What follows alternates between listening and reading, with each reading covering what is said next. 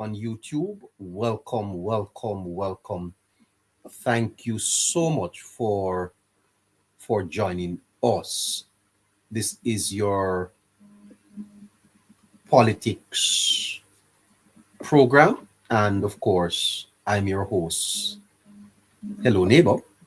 The moderator is Caroline, and our technical director is Shefreen.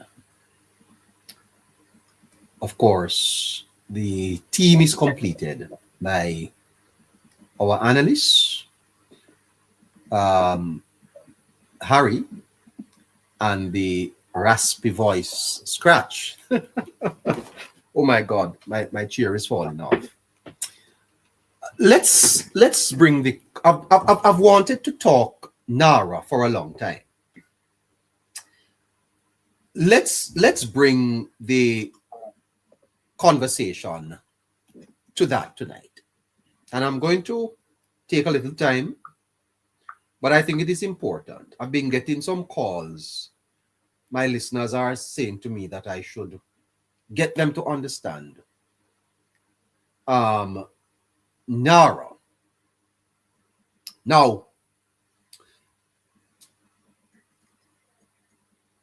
beyond the political arguments, beyond the parliamentary tension, and the Gleaner had a very long editorial, surprisingly so, because editorials are not, we're not used to editorials being that lengthy. Raising concerns about NARA. Now, NARA is the National Reconstruction and Resilience Authority. Thank you, Caroline. How Jamaica rebuilds after disaster and how fast it can do so is what NARA is concerned about. NARA is being proposed because Jamaica's traditional systems of public works and recovery were never designed for the scale of modern disaster response. Okay, so after major shocks like hurricane, and you have your infrastructure collapsing, the government faces a number of challenges. One, it faces systems of procurement, the overlapping of agencies, delays that slows recovery. NARA, therefore, is designed to fix that, because what the government is seeking to do is to centralize reconstruction under one authority. What NARA is meant to do at its core would function as a special purpose agency, and they would have responsibility for the national reconstruction projects. They would be given authority to coordinate rapid rebuilding. They would have control over large dedicated recovery budget. And of course, they would have the flexibility to bypass some of the more traditional bottlenecks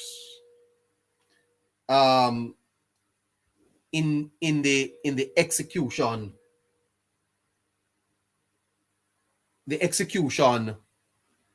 of the reconstruction. Because Jamaica is operating in a new reality, when the scale of damage is at this magnitude, recovery is no longer about routine public works. It is about national resilience. And here is the uncomfortable truth. Slow systems cost lives. Not only lives, but livelihoods. Yes? And the economic momentum is slowed. So NARA is not being created for convenience. It is being created because the old pace is no longer enough. The old way of doing things can't carry us forward. Now, NARA is operating in a democracy. And so there is no agency of this size that can operate without law. Hence, the government have to carry a bill to Parliament to enact the authority of NARA. The bill defines NARA's power. It sets limits on NARA. It establishes oversight. And it determines accountability.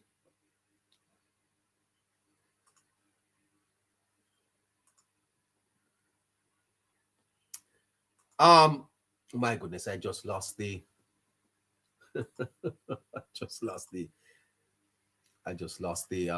the information up here on my screen. Let me see if I can get this back here. Give me a second, dear listeners.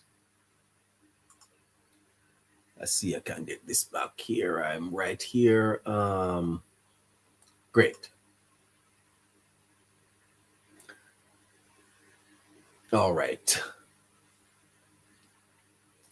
Give me a second.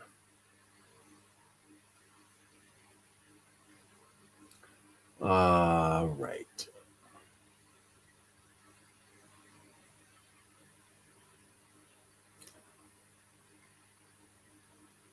Oh, give me a second here. Let me see if I can come up back with this. All right.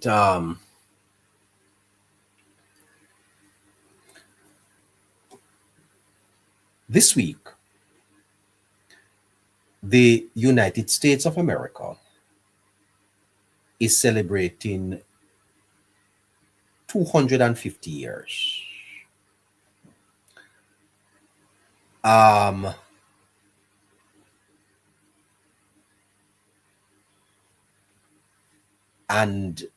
I had reasons today to look at the United States and how that democracy has delivered for the people of the United States. And I found out that they came together at very critical times in their development. They came together. What is the role of the opposition in the establishment of NARA?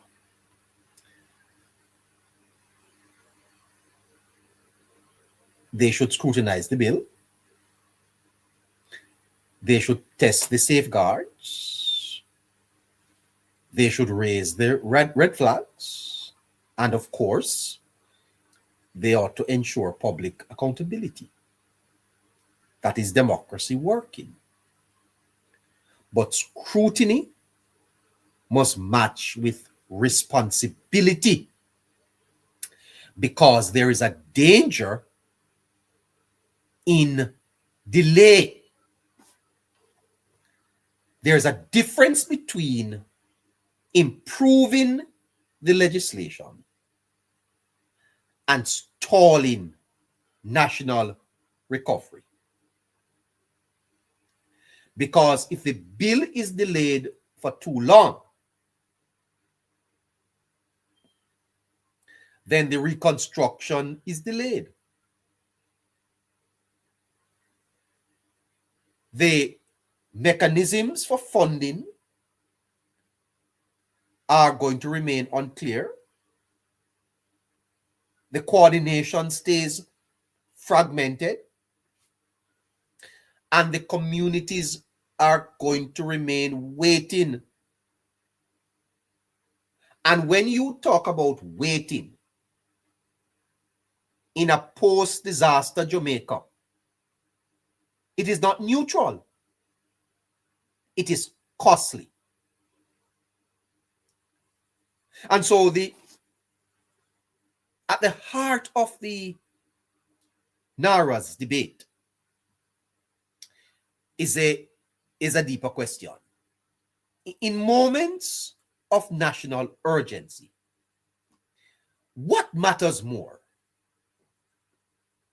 Perfect system or functional ones? Are we going to wait to perfect the NARA bill? Or are we going to move forward with a functional bill and start the reconstruction?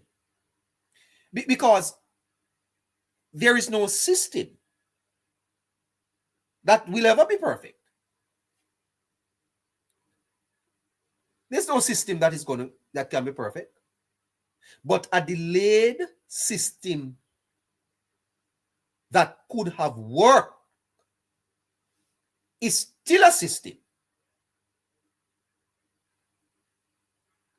And if we fail in this moment,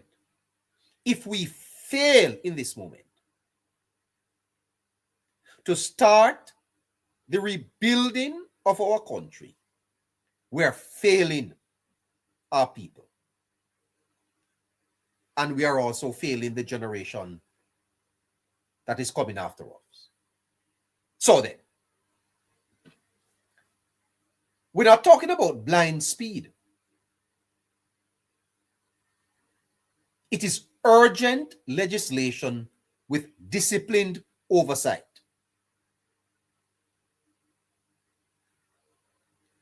Pass the framework, strengthen the safeguards, empower the accountability structures, refine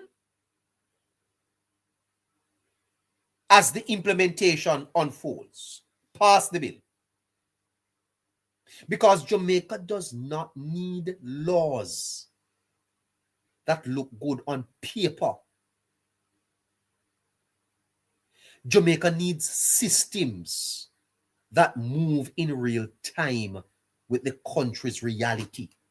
We'll say that again. We don't need laws that look good on paper. What we need is to move forward with real time. Time is against us. And so at the end of the day, NARA is not about politics.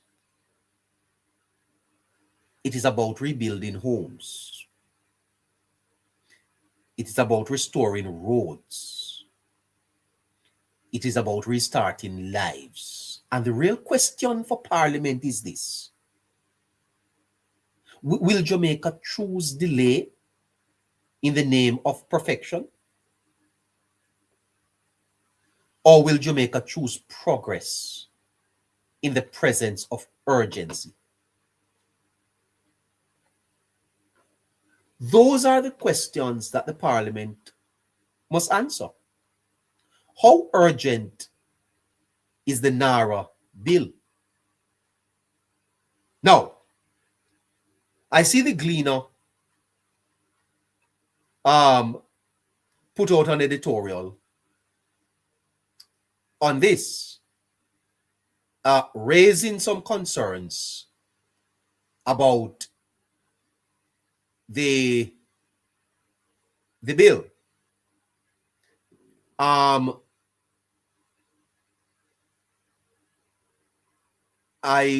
trying to see if I can find. I'm trying to see if I can find it. The Gleaner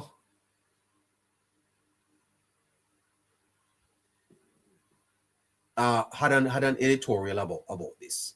All right. So let's be clear. The Gleaner has raised some questions about transparency. They are arguing about the concentration of power and the whole matter of accountability. I think, you see, that the history of Jamaica demands vigilance. But the tone and direction of the argument leans towards delay. What the Gleaner is arguing from their editorial is about delay. The Gleaner is suggesting that the bill be delayed.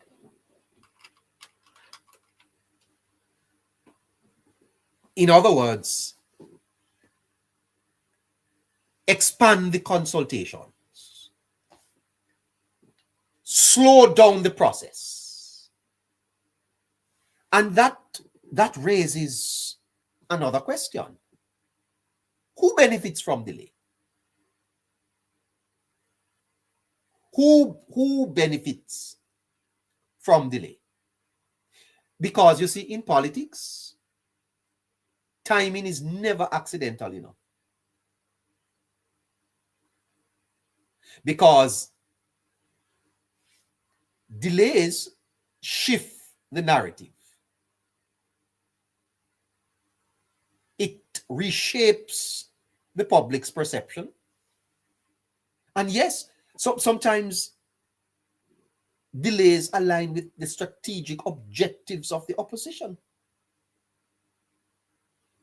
The People's National Party, for example, would not mind a delay. But for the ordinary Jamaicans, delay doesn't feel strategic. It feels like you're waiting. I mean, the people in Black River, you think they want delay? The people over in Westmoreland, they want delay? In Jamaica, do you need any further delay?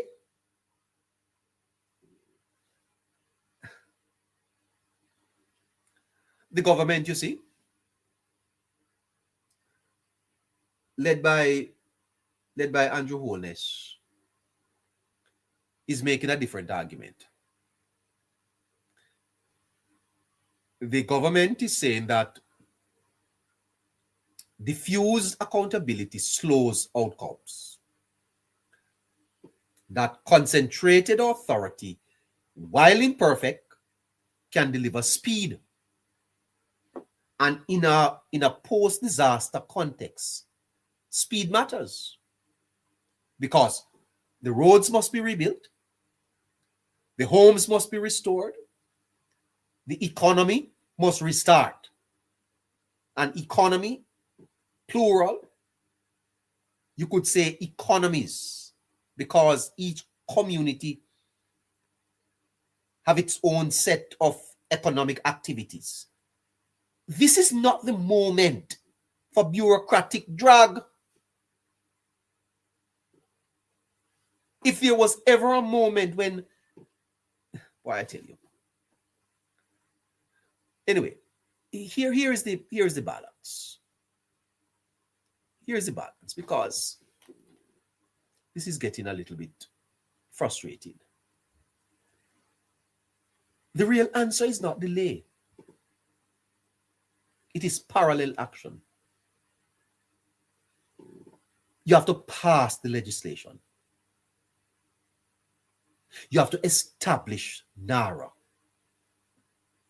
And at the same time, simultaneously, you strengthen the oversight in real time.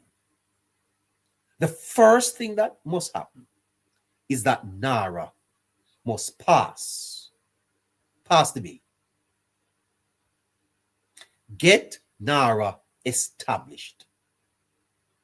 And while you are getting on with the work, you can strengthen the mechanisms of accountability. Because at its core, listeners, the debate asks, what is the purpose of government in a crisis? What is the purpose of government when they are facing a crisis? Is it to be flawless, or is it to be effective? Let me ask you a question. If your house catch fire and you call the fire truck, are you concerned that the firemen did not come in their uniforms? Are you concerned that the fire truck dirty? Are you concerned that the fire hose a leak? What would be your concern? Not that them blast the water in your house to see if them can put out the fire. What is the government to do? Create a perfect system to start the reconstruction? That no stupid, man. That no foolish. And if an imperfect fire truck puts out your fire, it no save lives, man.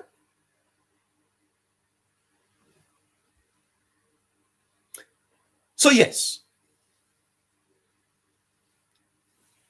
hold the government accountable, but also demand action. Because in moments like this, the greatest injustice is not flawed governance. The greatest injustice is delayed recovery. We don't want a perfect bill to start. Pass the NARA bill and let's get going, Jamaica.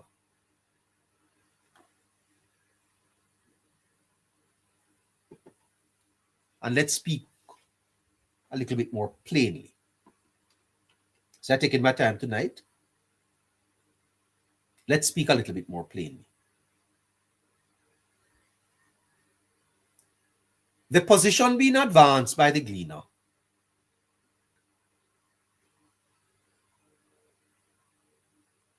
is in effect a call for delay. Dress it up as much as you want. The Gleaner is saying delayed. We have to call it what it is. This is not happening in a vacuum. Because while we fiddle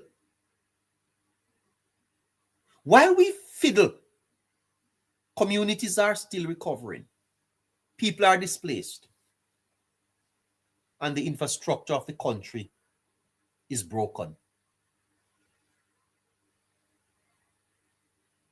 How long should we wait?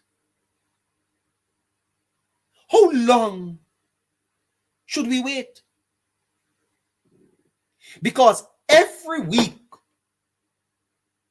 of delay is not theory. Every week that we delay is not theory. It is real people struggling. Real economic opportunities missed.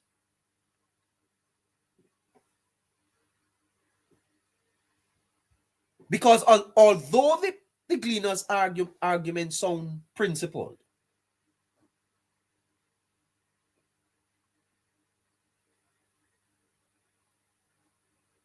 Jamaica has never suffered from too much urgency. Jamaica has suffered from too much delay. We have to get up. And you know, I hope that the government understands the urgency of this, understands the strategies, and is prepared to pass this bill. Jamaica has never suffered from too much urgency. Jamaica has suffered from too much delay. I heard Orbin Hill talk about the procurement guidelines. All 3 years, it can take you to construct one road in Jamaica. Far too many committees. Far too many reviews. Too many perfectly worded systems that never deliver not a thing to the people of Jamaica. Bills upon bills upon bills, and what the people want is bills in them pocket. Some of these bills, committees upon committees, bills upon bills, reviews upon reviews, debate upon debate. So when we hear pause, we have to ask, is this about the people? Or are we protecting the process? You know, Jamaicans, we are too quiet. We elect governments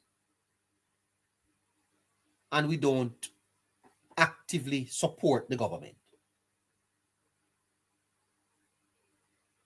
We need a 5,000 people down at Gordon House when the Nara bill is to be debated with placards saying, pass the bill. 5,000. Pass it. And we don't leave out of the parliament doorway there till the bill pass. They have to stay in the whole night and pass it. Whatever they need to fix with it. Pass it. This is about the people, our process.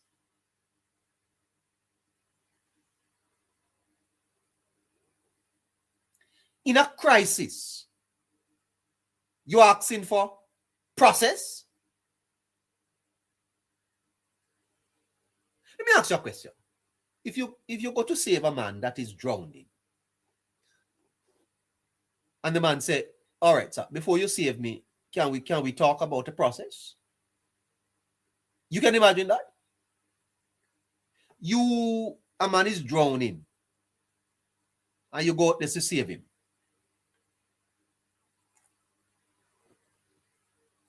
And the drowning man is telling you, hold on there, sir. Me may youth. Let me hear you talk. Yeah? Hold on there before you rescue me. Maybe you have a discussion about the process. Let me tell you something.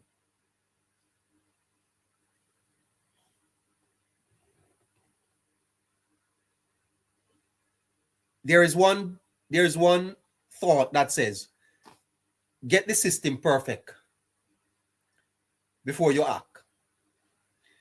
And there is another one that says,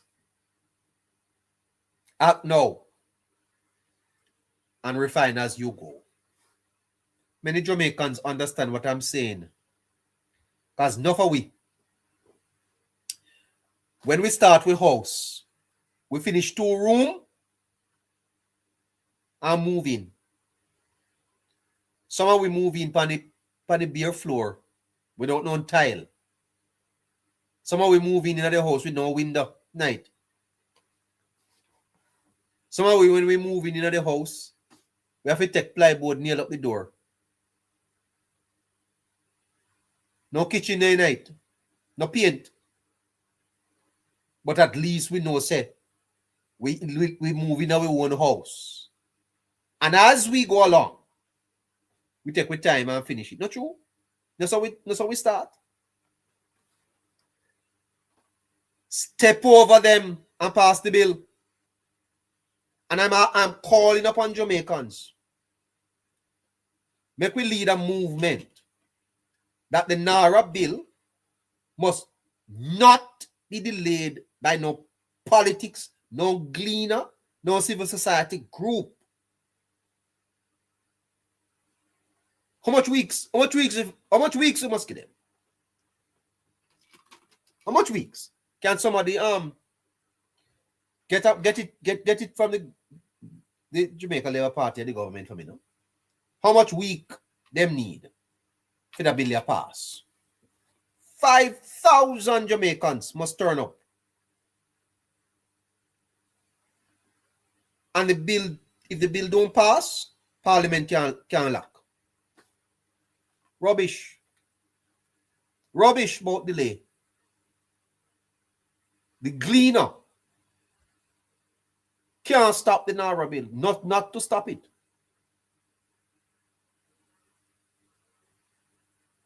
Because when you have a system that prioritizes process over people, that system is hollow.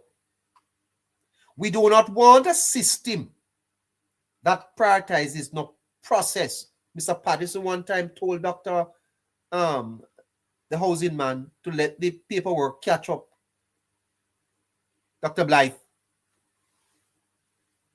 Get the thing moving. Because government is not an academic exercise. Government has the responsibility to act,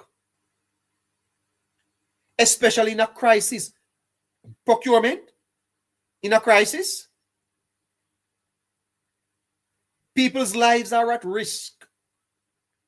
Are you talking about process? Did you know that it is not legal for you to operate your car as an ambulance? But how many of you Jamaicans have to put on your 4-way flasher, turn on your headlamp, press your horn, and carry somebody to go to hospital? You can't call ambulance when the man are dead. You will call ambulance. You pass a man on a roadside. Yes? In car crash. And he need to get to the hospital. What you do? You know, put on your 4-way, turn on your headlight, and break the law to save the life.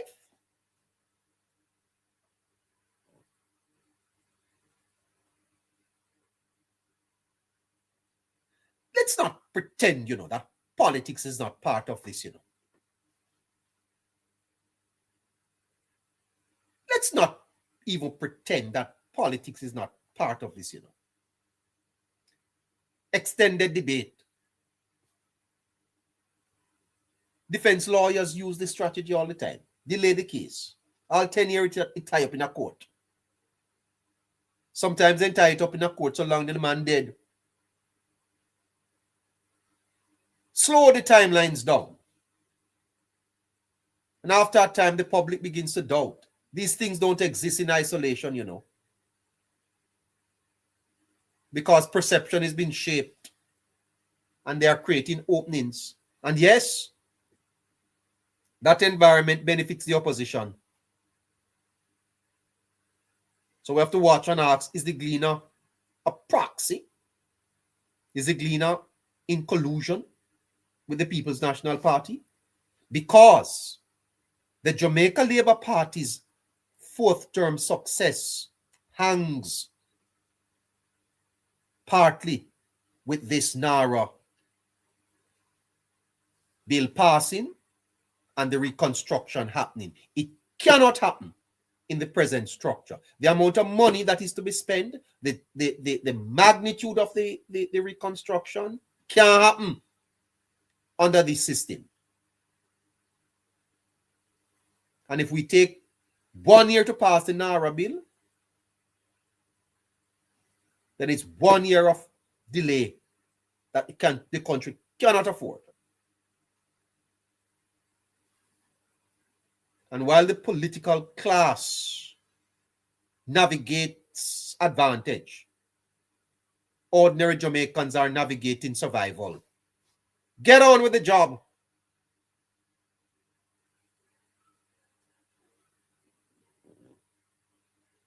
And that's why I'm calling upon the people of Jamaica too. Lobby your MPs, opposition MPs, every constituency in Jamaica need to get 500 signatures to them MP and tell your MP pass the bill. Opposition MPs, government MPs, sign a petition and send it to your MP and tell him pass the NARA bill. Argument done.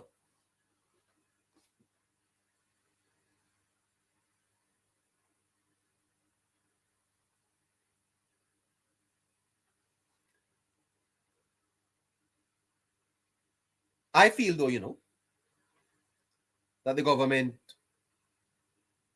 has a mandate.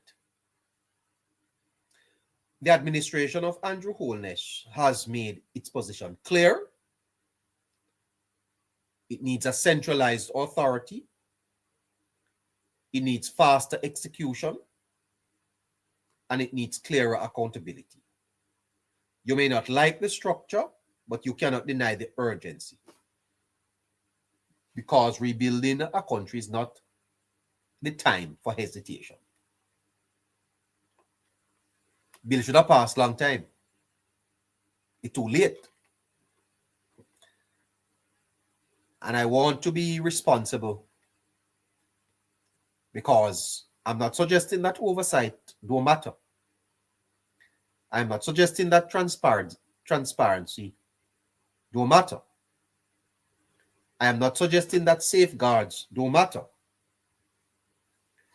But those are not paralysis. You do not fix urgency by removing it. You fix it by managing it. So the answer is not to stall the bill. The answer is to move forward and tighten the systems as it operates. So here is where we want to take this home. Jamaica does not need another delay disguised as diligence. They are disguising the delay as diligence. Jamaica needs action because a delayed recovery is not neutral. It is a decision to leave people waiting. And the country has waited long enough.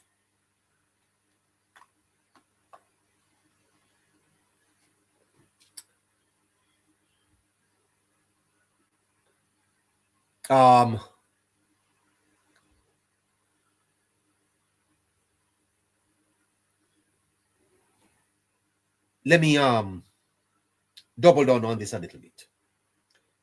8 minutes after 8 o'clock.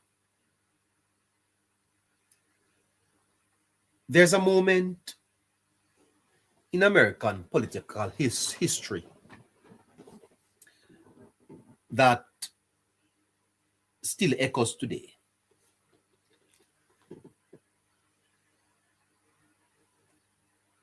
George H. Bush contested an election with Bill Clinton, and something amazing happened. President Bush, that's senior, left a letter in the Oval Office, and it read in part, "Your success now is our country's success. I am rooting hard for you." George Bush told Bill Clinton, "Your success now is our country's success. I am rooting for you." Think about that. No bitterness, no resistance,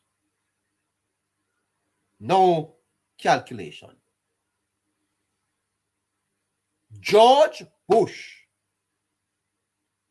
recognized that once the campaign ends, the country must begin.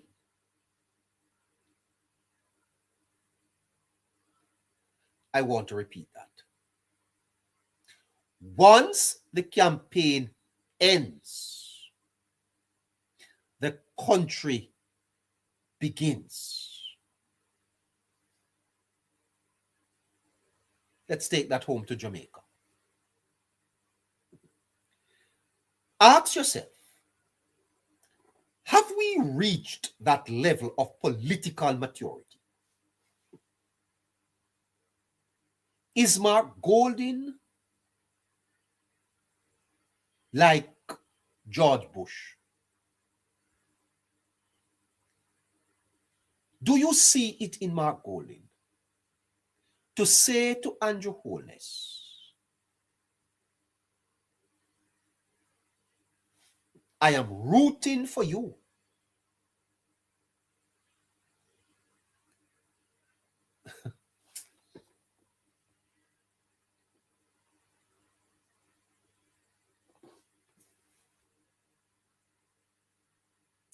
That's a problem in Jamaica.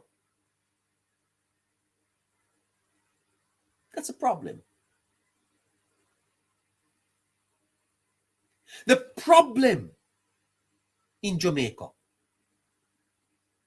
is that our politics is trapped in a cycle.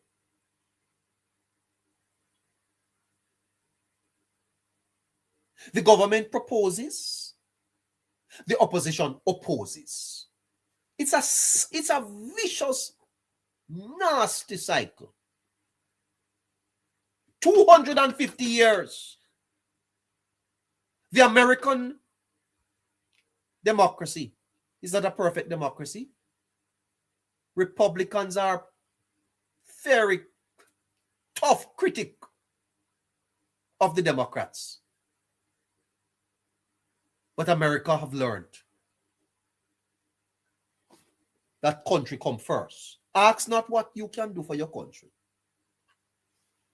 No, ask what you country can do for you. Ask what you can do for your country.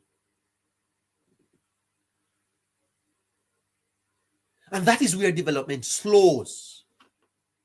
If you want to know why we have not advanced further than we are in Jamaica, it's because our politics is trapped in a cycle. When the election ends, the country don't start. And unless we get there, where when the election done, the country now comes first, we will forever be in this vicious cycle of underdevelopment. There's no alignment. It's a wobble. We are in a period of rebuilding, real rebuilding. And the proposed National Reconstruction and Resilience Authority is not just another policy, but a mechanism to restore communities' livelihoods and dignity. And yet, the tone from sections of the country, led by Mark Golding, has remained combative. Let that sink in. Let that sink in.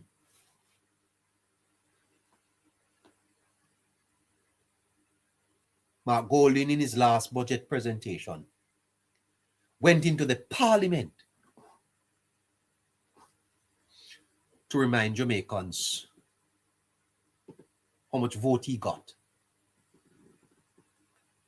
and how them solid as a rock.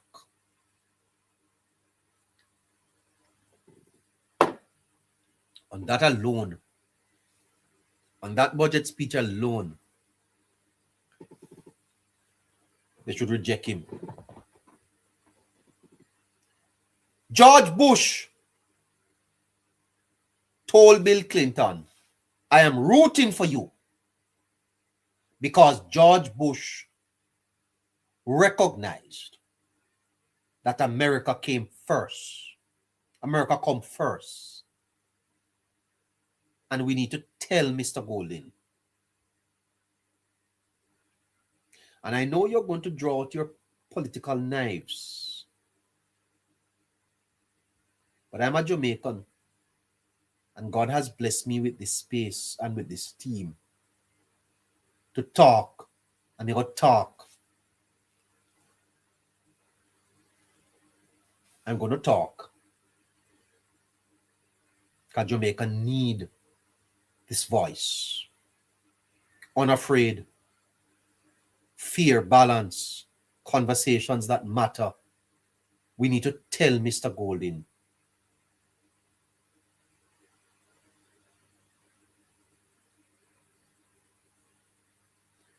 that it's time him come off of that. Don't go back down to the parliament, go tell us how much people vote for you. Not do it. You know, if there was that, you know, Mr. Golding is surviving because the Jamaica Labour Party they have gotten a little quiet, you know. They've gotten a little quiet because at that moment in the parliament they should have get up and tap out. Left him in there. Left him in there.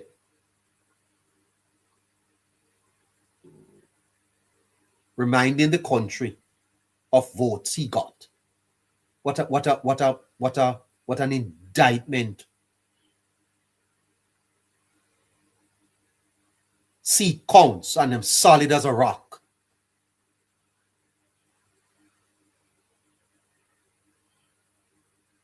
As if this was a moment for arithmetic. When the man should stand up and be responsible and be a national leader, he went down to parliament talking about them solid as a rock. Yes? Reminding us how many people voted for him. Clearly, You couldn't care less about the rest of us. If ever there was a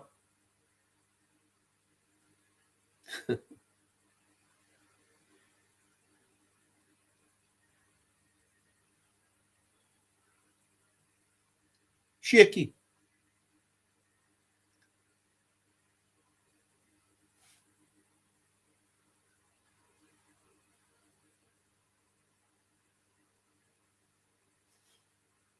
Let me tell you something, that the nations that rise are not the ones without disagreements. They are the ones that understand that there comes a time when you close ranks. When the election ends, the country starts. Someone need to tell that to Mr. Golden. After crises, wars, disasters, economic shocks, successful societies do something remarkable. They pause the fight to rebuild the house. Are you married? Are you married? You know this if you are married. That sometimes the arguments are not about the fact that you don't love, you know. As a matter of fact, sometimes the more you love is the more you fight. Sometimes the more you love the man is the more you fight him. Not true. Why? Can you just want to change.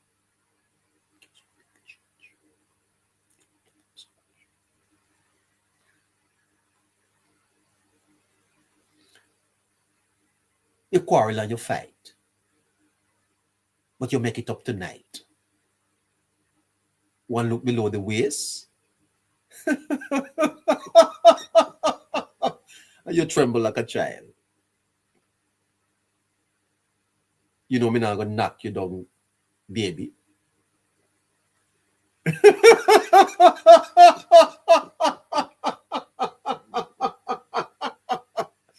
You know, one look below the waist, and you humble like a child. After the fight, you make it up back.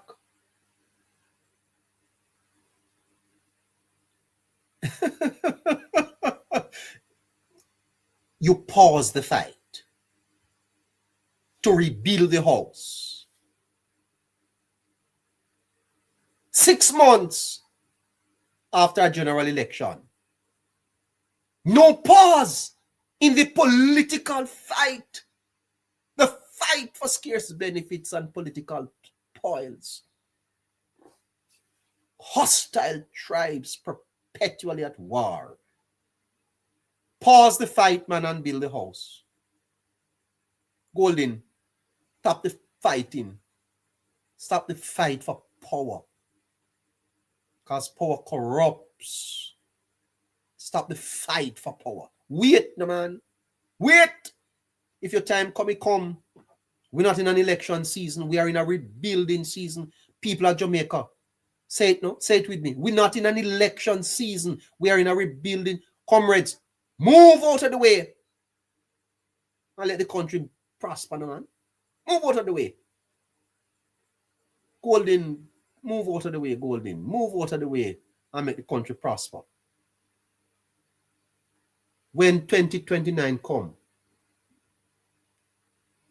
or 2028 or so forth, you know, can't start back the election thing, man. George Bush told Bill Clinton, I am rooting for you. I am rooting for you. I'm rooting for America. Why is it that we can't put Jamaica first?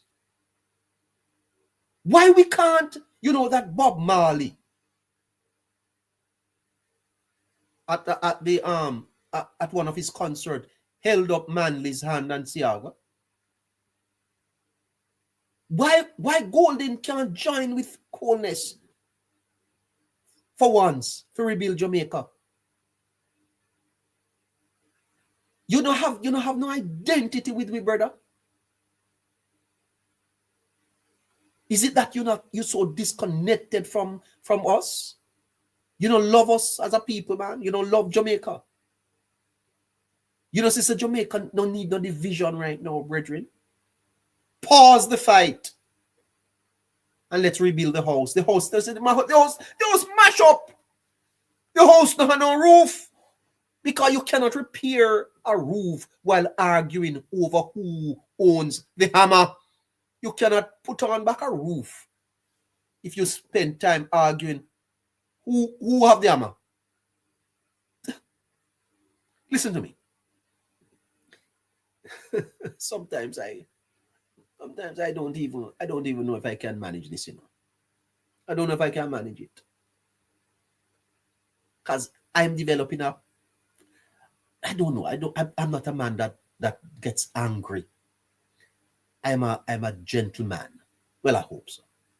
I'm not saying I'm a perfect man. but I'm a gentleman. The politics have to fix, man. But we fix the politics.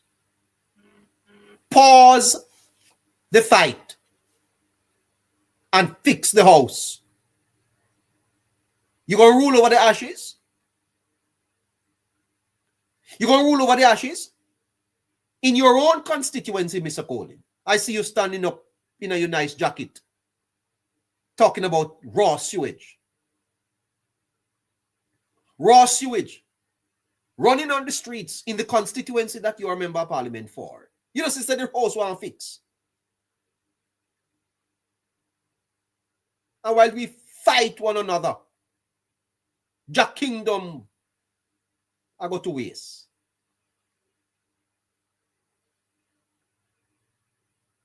How did...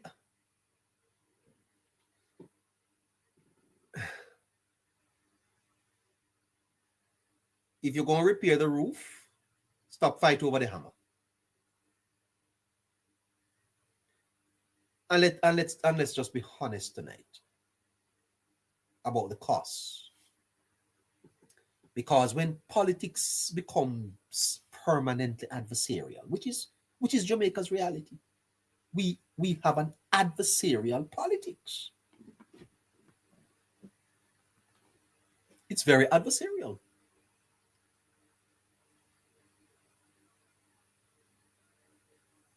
When the politics is so adversarial, projects slow down, confidence weakens, citizens lose faith, and over time the nation itself begins to drift. Not because we lack talent, not because we lack vision, but we lack unity. We lack unity when it matters most. I remember when Usain Bolt broke the world record, 9.58. Jamaica was united. When we qualified for the World Cup, there were no PNP and there were no JLP. It was Jamaica. Jamaica qualified.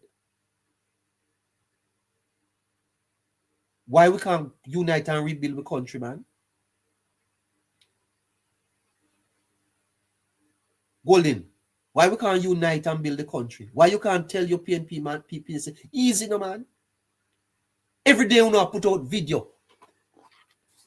Every day you know put out video. Yes? Every day you know on the media put out video. Highlighting the problems.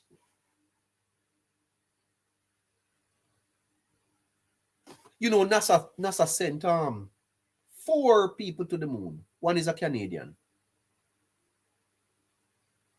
The farthest man has ever been. But can I tell you something about the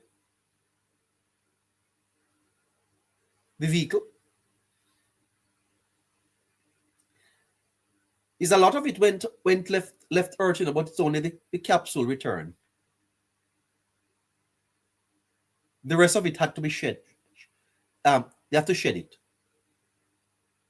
On re-entry,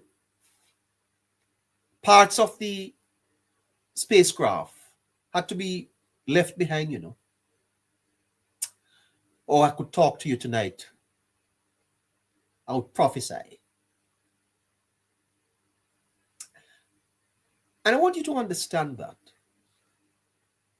NASA, when it builds the spacecraft, it's lots of money, you know. But when the spacecraft is to come back, it have to leave some of it up in the air there. Can't carry back with it.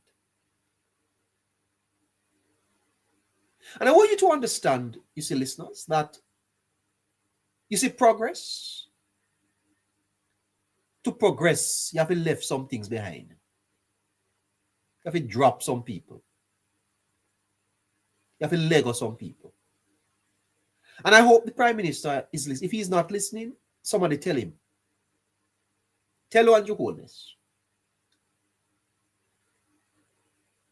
that the spacecraft didn't come back how it left Earth. It's a small capsule splashed down in the Pacific Ocean. The most of it burn up in the atmosphere. Because some things, if you keep them attached to you, you'll never make it back. Had the spacecraft not detached itself from the modular model, wouldn't make it back, you know. Lego Golden, and move on with the country. Let them go. Let go some of these people, or some of these consultants. Let them go. And I give that advice to you, that to move forward, you have to let go some people. As you hold on to them, you and them are going. You and them will be destroyed. Don't make people hold on to you and destroy you. Let them go. Value? Oh, they are too valuable. You're not valuable. You're not valuable yourself. Oh, they're so valuable. Well,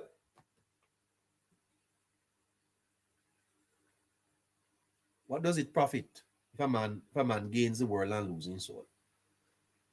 Let go them. Carry the bill, go to Parliament, go pass it.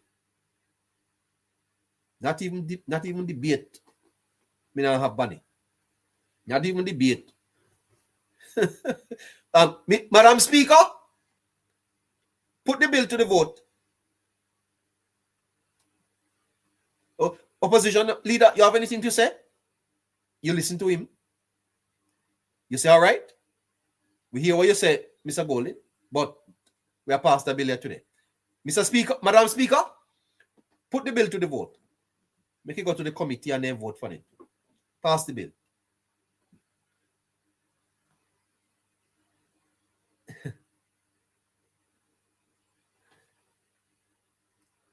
This is not about silencing criticism. It's about elevating responsibility.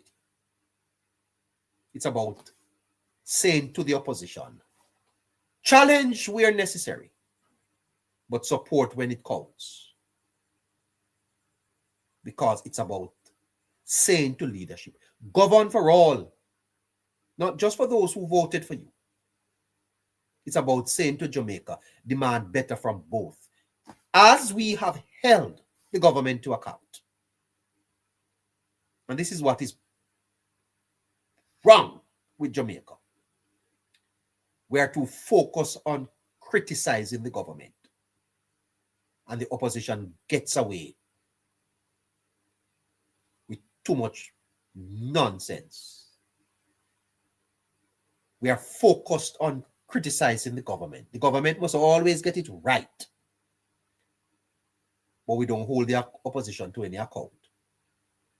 Because they are not part of the governance, or government. Because at the end of the day, when the rains come, flood waters, don't ask who you voted for. Broken roads don't care about party color. People who are trying to rebuild their lives are not interested in political point scoring. They're interested in one damn thing: progress. Progress. So maybe it's time for Jamaicans take a different posture. A posture where victory is not followed by resistance, but by responsibility. For those who lose elections, don't just prepare for the next one.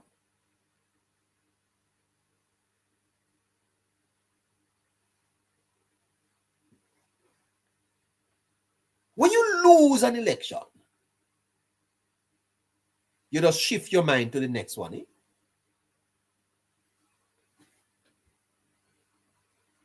You don't business with the country.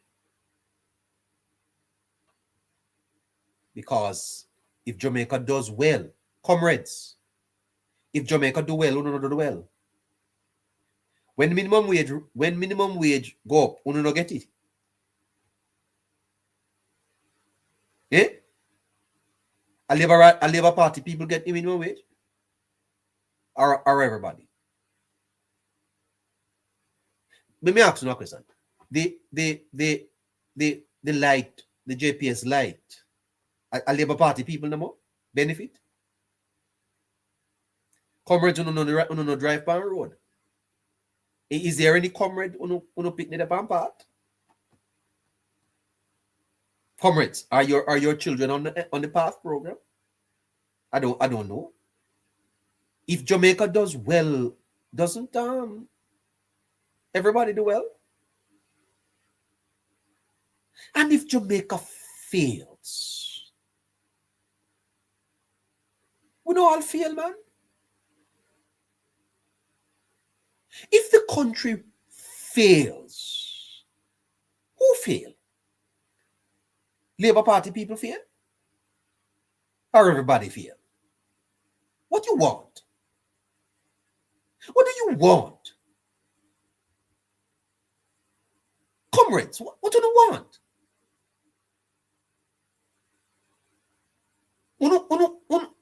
Uno is Jamaicans? Or uno is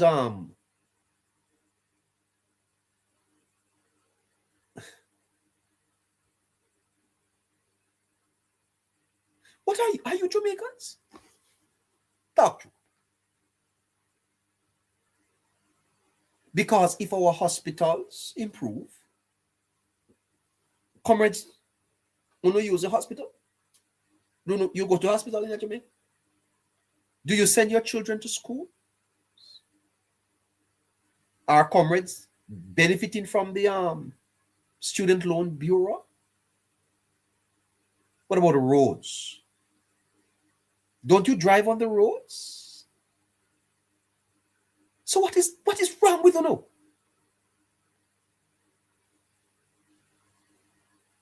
What is wrong?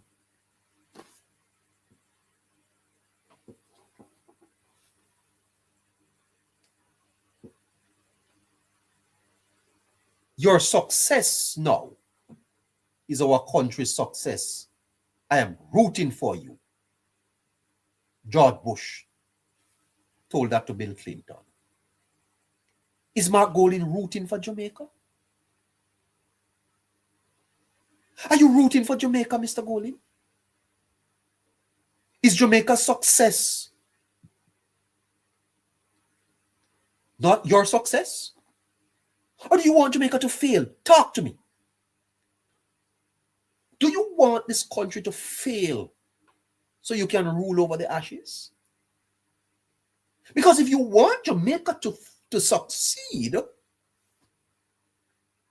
stop going into the parliament to tell us about how much people vote for you and join with the government in pushing the country forward, because it's better for you too. It's better for your people. Because if the country prospers, then Westmoreland people would get more help. George Bush was no friend of Bill Clinton. You don't have to be friends with the Prime Minister, brother. It's your country. country over self, country over politics. We need to start a Choose Jamaica movement. And we can dismantle it as the election draws near. We need to start a Choose Jamaica movement. And dash with the all adversarial politics. Because that not put us nowhere.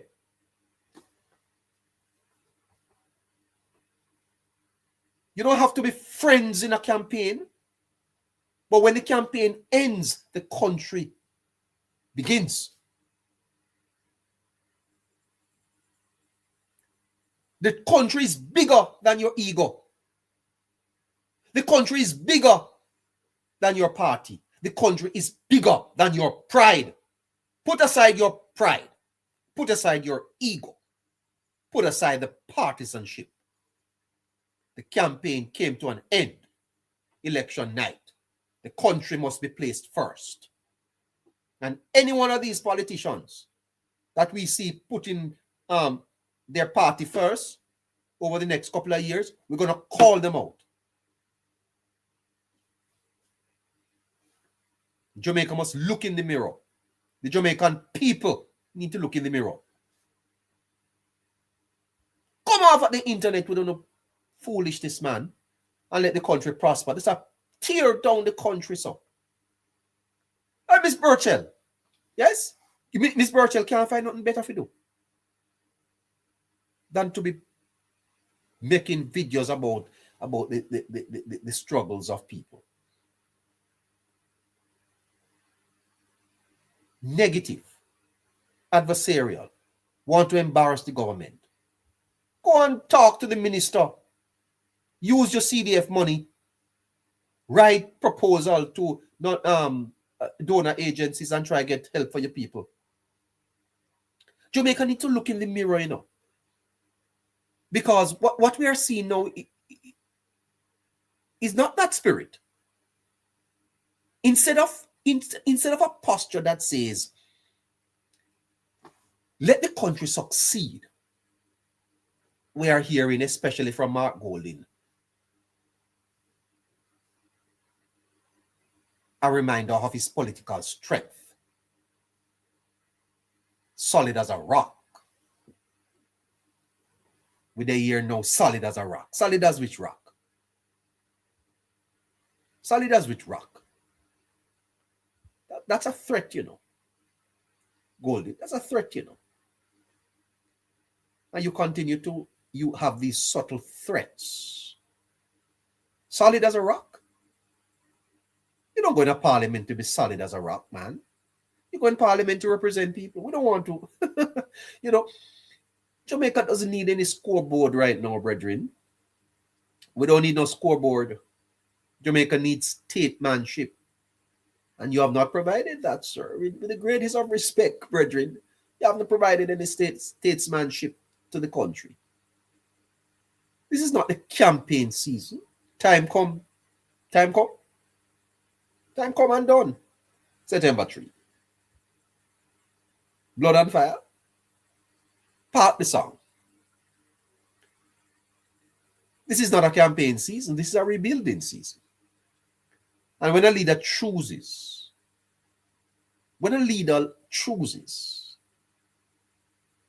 in moments like this to lean into division,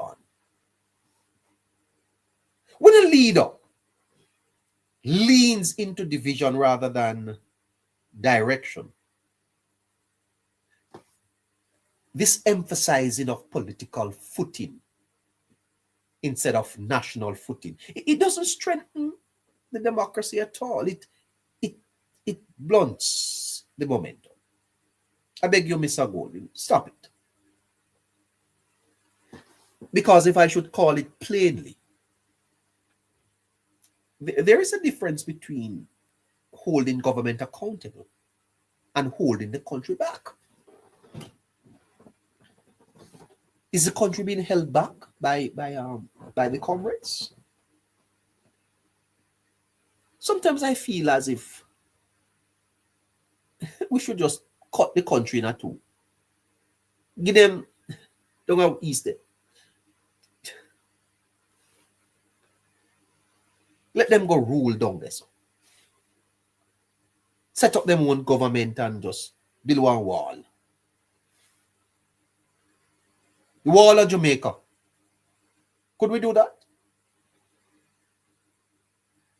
No, we can't.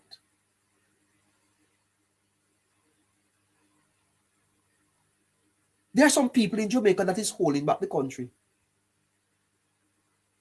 Lego Jamaica, no man, Lego Jamaica. Oh God, this little country want to breathe.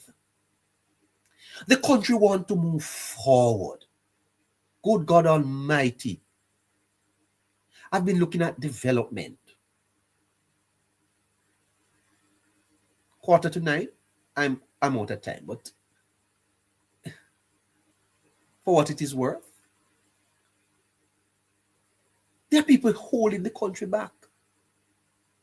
Uno no see Jamaica. Uno no see say uno we've been held back by some people in Jamaica. Uno no see say uno them a hold up uno progress. Jamaicans feel it when projects stall. When progress slows.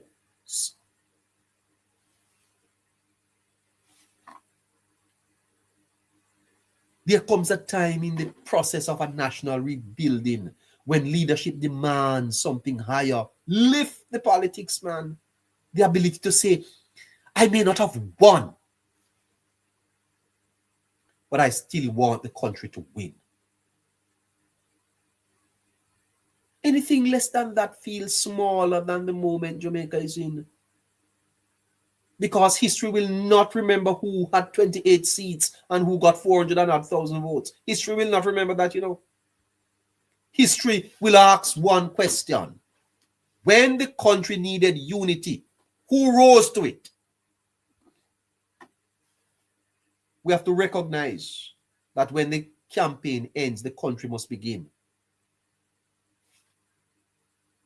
And just leave a few examples with you. United States, the United Kingdom, during World War II, there were fierce political differences. Winston Churchill formed a coalition government.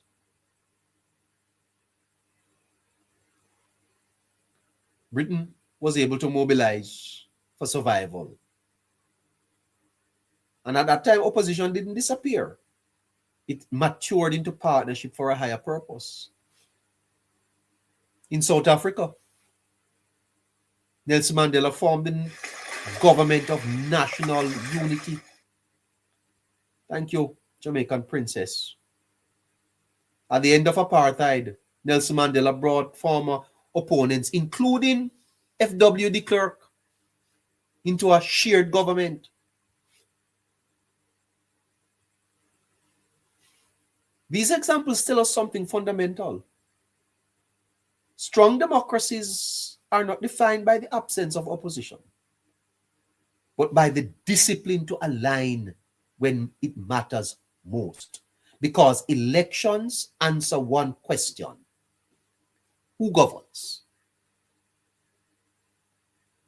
But leadership after elections answers the bigger question: will the country move forward or stay stuck in the fight?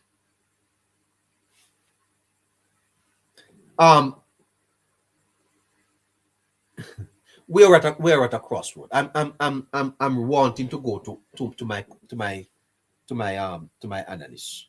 Is Scratchy there or Harry? Who is Scratchy there?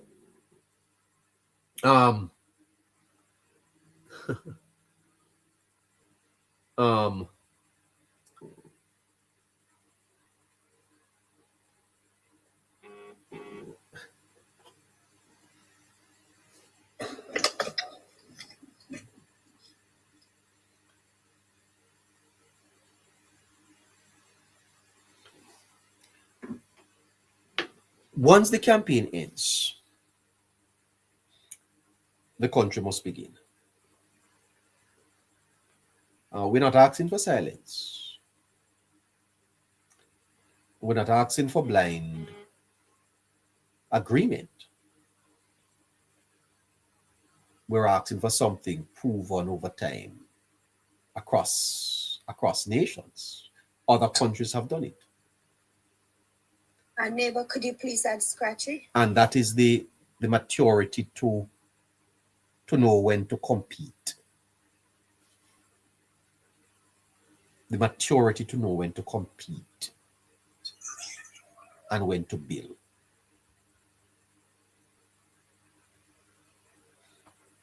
I've gotten invitations to move from Jamaica. To move. And I must tell you the truth. I'm living in Jamaica and I'm disappointed. Truly disappointed. And I'm telling you the truth. I am disappointed. Because we have missed so many opportunities. The adversarial nature of our politics is disappointing.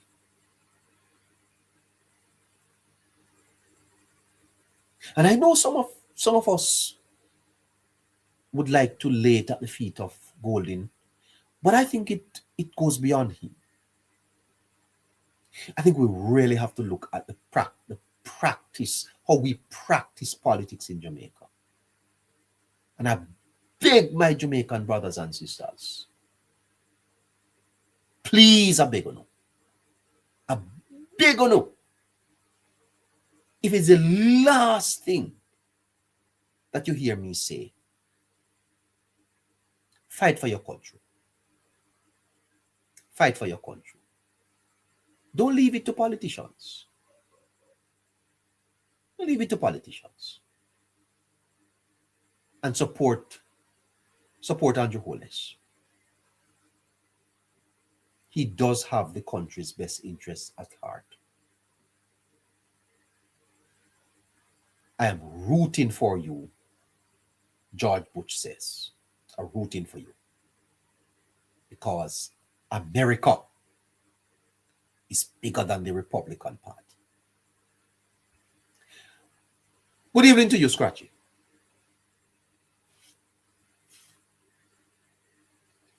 Yes, we said evening, neighbor, protecting Caroline, our loyal viewers. Good night, everyone. Scratchy, I'm coming to you there, protecting. Good evening to you too, sir. The NARA bill is on my screen, and Scratchy, the government need this bill to drive the reconstruction. But Scratchy, why as a society we can't come together and just say, yeah, we need to do this and just move forward? What is wrong with us, Scratchy? What is wrong with us?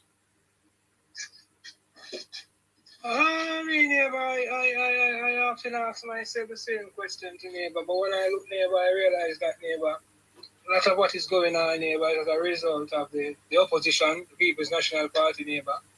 When I look at the persons who oppose to anything that has to do with the advancement or the development of Jamaica, neighbor, it's persons from the opposition. And the current leader of the opposition, neighbor, we have a different type of leader of the opposition, neighbor, one who is not patriotic, neighbor, one who doesn't understand what nation building is, and one who, neighbor, is trying to save his own self, his own political self in his own organization, neighbor. And as a result of that, he puts the best interests of Jamaicans and Jamaicans at risk. He doesn't care about us. He just cares about his maintaining his position as a leader of the People's National Party and trying to see how best he can muddy the water so that the government doesn't look or gain any form of traction or make persons think that the government is doing good. So this is the type of opposition leader. This is the same opposition leader, neighbor, where when he was vying to be leader of the political organization that he's now leading, neighbor, said that he made a pronouncement, neighbor, that persons who are fighting, neighbor, should stop the fighting right now. And whenever they win, they can go back to fighting. So rhetoric like those, neighbor, tell you the type of leader that this guy is, neighbor. Rhetoric like those, neighbor, tell you that this is someone that at this pivotal moment, this is not someone that Jamaica wants, neighbor. At this pivotal moment, Mark Jefferson Golden doesn't serve the best interest of us, neighbor. He's holding us back. When you look at a bill like a Naira bill, neighbor, you saw the devastation down here in the western side of the island. The Naira bill, neighbor, is supposed to make us more, it's supposed to build us back way stronger, build us back more, make us more resilient, and do some really, neighbor, type of planning where proper planning, because when you look at down that section that was devastated by Hurricane Melissa, neighbor, there wasn't any type of planning. First, it's just build houses wherever they wanted to build it, whether it be gully bank, whether it be waterways, whether it be riverbeds. No proper planning was done, neighbor. And Nara is something like that is supposed to come back and make us much stronger, much more resilient. And if the opposition, neighbor, is trying to put down or try to trample down, or try not to highlight how great such an initiative, neighbor, you just tell your neighbor that once it are Jamaicans are for Jamaica, and you have next set, neighbor, that is definitely for the destruction, neighbor, of Jamaica. And it's so sad. Yeah. How do we pick ourselves up, Scratchy, and push forward to rebuild Jamaica? Because clearly there is a bit of politics at play here. I have no doubt, because who does delay benefit? Who does delay benefit in this scenario? Neighbor, in this scenario, neighbor, delay, all right at this particular time, neighbor, that is my reason, neighbor, for saying that Mark Jefferson Golden, neighbor, and the People's National Party, neighbor, especially Mark Golden, neighbor, I always say he's a political nincompoop. He has no political sense, neighbor, and I don't think he understands the political process, because even if there should be a delay, neighbor, this is the first year, neighbor. We're in almost 6 or 7 months of the first political life cycle of this political life cycle, neighbor. So you trying to delay a bill like this, it's not gonna create much. It's not gonna create much, because the government have a longer stretch period at the back of them that they can institute this bill. The government wanted this bill, neighbor, to be passed as soon as possible, because the government wanted to hit the ground running. So I don't think that the delay is not going to benefit the opposition, neighbor. The delay won't certainly benefit the Jamaicans, neighbor. But I can definitely tell you, neighbor, that the delay, neighbor, will affect all of us. I can tell you who it will affect. I don't know who it will benefit, but I can tell you that it will affect each and every single one of us, neighbor, who are well-thinking Jamaicans. Each and every single person who live down in these disaster area. Majority of the constituencies that were devastated were persons who supported the People's National Party. So it's up to them now, neighbor, to know that it is the same organization that they voted for, or who are delaying, neighbor, the reconstruction and the redevelopment, neighbor, in a timely manner, and them getting back their life to some form of a semblance, and life coming back to much better than how they were before, neighbor. So I don't see much benefit right here. Yeah. The Gleaner today, Scratchy, had a very extensive editorial, and the Gleaner is suggesting that they do have concerns that about the bill. Now, I assume that the bill was constructed by technocrats within the government, and these technocrats, some of them may be lawyers who would have put the bill together. Incidentally, Scratchy, you know that as I looked at the NARA process today, I realized that Jamaica's problem precedes NARA, you know, Scratchy. We have a bureaucratic system in Jamaica that is holding us back, you know. I don't even. Scratchy, the process of getting things done in Jamaica, the procurement process is onerous, it is cumbersome, and it is quite frankly, it has no place in a country that is seeking to move forward. Did you know, Scratchy, that there are guidelines in place in government that can take 3 years to get a project off the ground? 3 years? Definitely, neighbor. We saw recently where the Prime Minister was giving out some lands, neighbor, that was lotted up and giving out, neighbor. The Prime Minister, it was over 20 odd years that whole process took, neighbor. That is craziness, neighbor. That's a whole new generation, you know. How we do business in Jamaica, neighbor, especially our development. It has to be done in a timely manner. It has to be done in the context, neighbor, of what needs to be done. That is why the institute, that's why the government is trying to commit NARA, neighbor, where NARA will have the power, the autonomy, the power to bypass a lot of these bureaucracy process, neighbor, bypass a lot of these red tapes, and go directly towards the development, neighbor. And as much as all the PNP want to stay, neighbor, they won't be able to stand up to bar this bill. This is not a bill, neighbor, that requires the opposition, it requires any vote from the opposition benches, neighbor. It is a normal bill. It is not any bill. If it's not a bill that has to do with changes towards the constitution, then the government would have needed opposition member. So we don't need any opposition member to pass this NARA bill, neighbor. It is a normal bill. It is a bill, neighbor, that will be run by the direct control be from the office of the Prime Minister, but to limited parliamentary oversight in terms of the budgeting and stuff like that will be done by the Parliament. But who they will report on an everyday basis will be the Prime Minister. So it's not. I'm not worried about passing this bill. As long as that this bill can be rolled up, neighbor, it's only about a couple of months, and that is in the Senate. And I don't see it. Yes, they can come with that type of blockade, moving it, sending it to oversight committees and stuff like that. But even if it goes to oversight committee, it has to be done in a timely manner. So they can't stop Naira, neighbor, no matter what they do. The last result that they might have or they might try, because we've seen them done this before, neighbor, is that after the bill is passed, they might want to seek some form of legal grounds and try to bring it and tie it up in the constitutional court or stuff like that. That is something that they might do. But if we see them go that route, neighbor, that is definitely again the next nail in the coffin of the PNP, neighbor, trampling on the advancement of Jamaica, trampling on the development of Jamaica. But they can't stop NARA right now where it is at, neighbor. Despite whatever the Gleaner want to say, neighbor. There was a bill passed, neighbor, similar to NARA, not in the sense of reconstruction. But the Petro-Caribbean bill, neighbor, was one, neighbor, that was passed same like a NARA bill, neighbor. Limited parliamentary oversight, neighbor. The Minister of Finance of the day, neighbor, had total control over the Petro-Caribbean fund and how the money was allocated, how the money was funded and stuff like that. So with NARA now, neighbor, coming in that slant, I don't see why the opposition should have a problem, because when the Petro-Caribbean fund, neighbor, was being instituted, they got opposition support, because the Jamaica Labour Party was in opposition at that time, and the Jamaica Labour Party backed it. So I don't see why this PNP, neighbor, led by Mark Golden, neighbor, is so anti-development, is so anti-Jamaican, and continue, neighbor, to trample, neighbor, on our redevelopment and our reconstruction. NARA is a game-changing bill, and I think it's you said earlier, neighbor, that politics is at play, and it is politics that is at play, neighbor.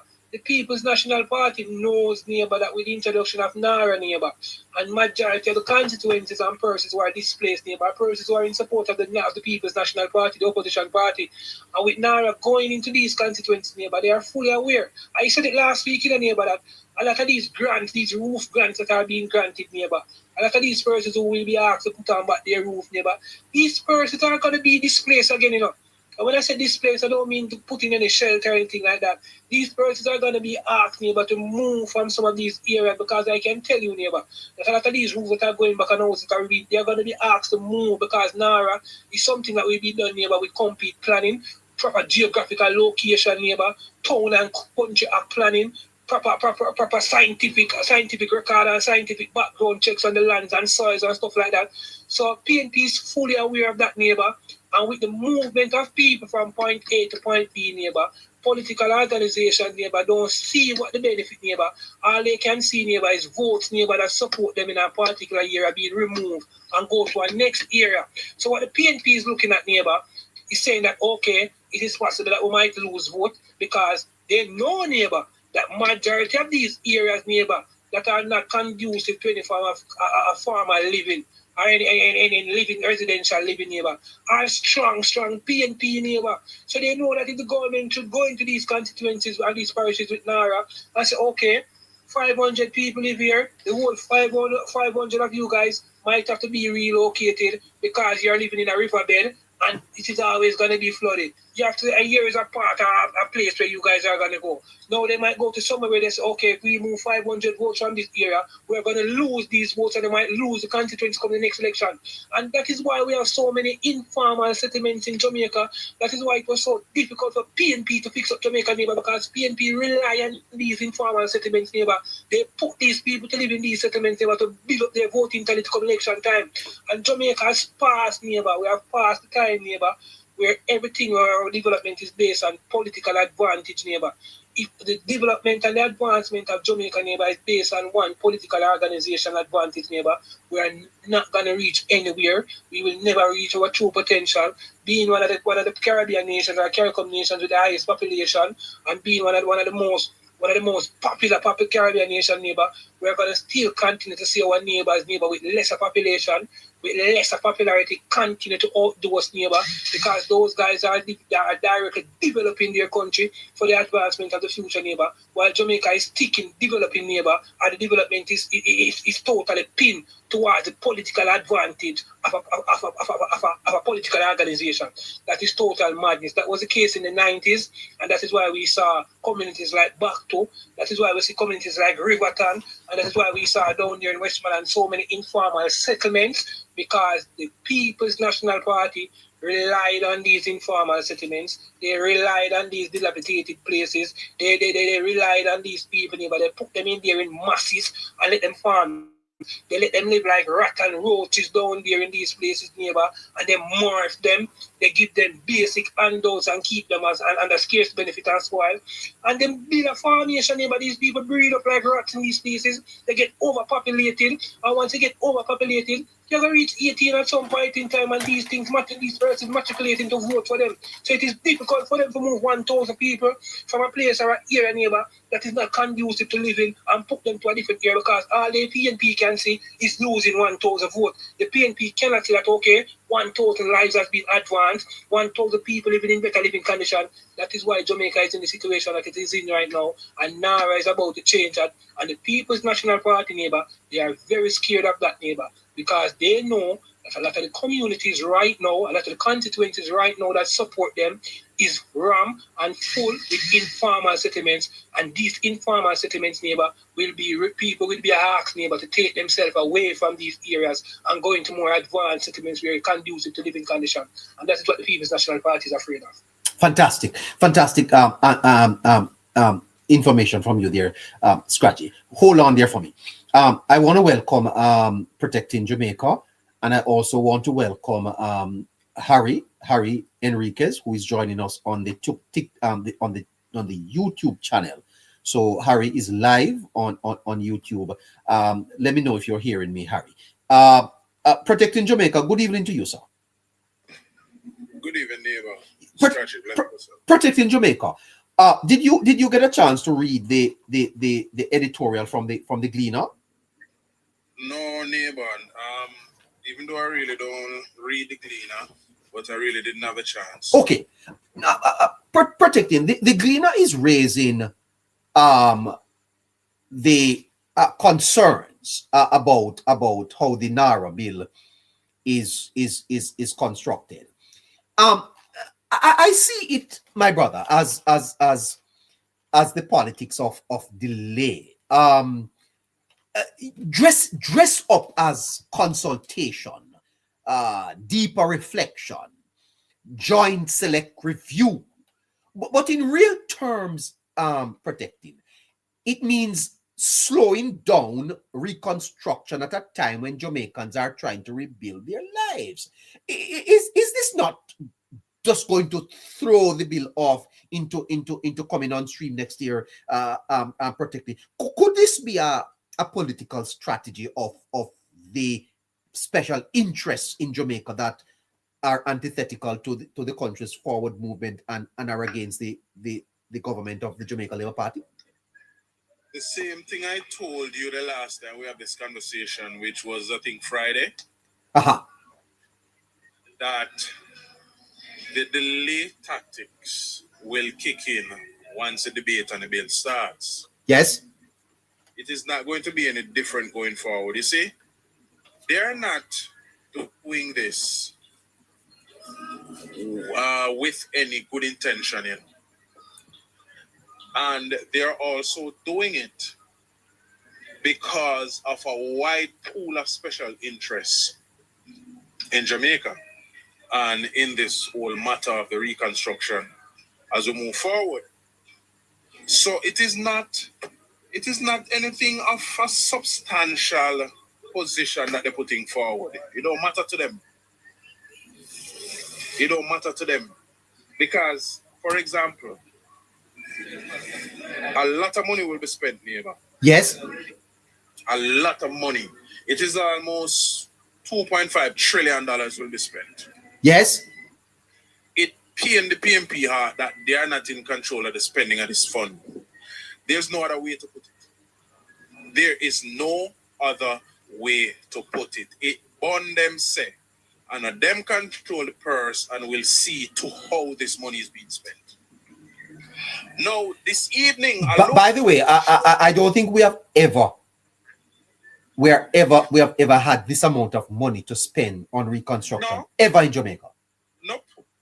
As a matter of fact, this money has never been spent in any term in Jamaica on infrastructure or the development of the country. Never, ever, ever, ever. There you go. So they know, especially the capitalists in the group, they know the power of this money. But also their friends in the private sector knows the power of this money. And they also know that because they do not have any immediate control over how this money will be spent, that the very thing that they're afraid of is going to break out. Where the little man, the average guy who has a business, who has a construction business, who has a business that offers service and can offer these services to the government, are going to start making money. And I love to go here. Poor people, the little man, when granny found in a country did work hard, and the little money we should tie up in a knot under the mattress, and his mother will wash people dirty clothes, send him to school. Finally, there is a situation emerging in our country where these young guys and young girls will begin to get a break. Many of them getting breaks already. But this $2.5 trillion is going to ensure that them climb up and that them stay up. The People's National Party are afraid of that.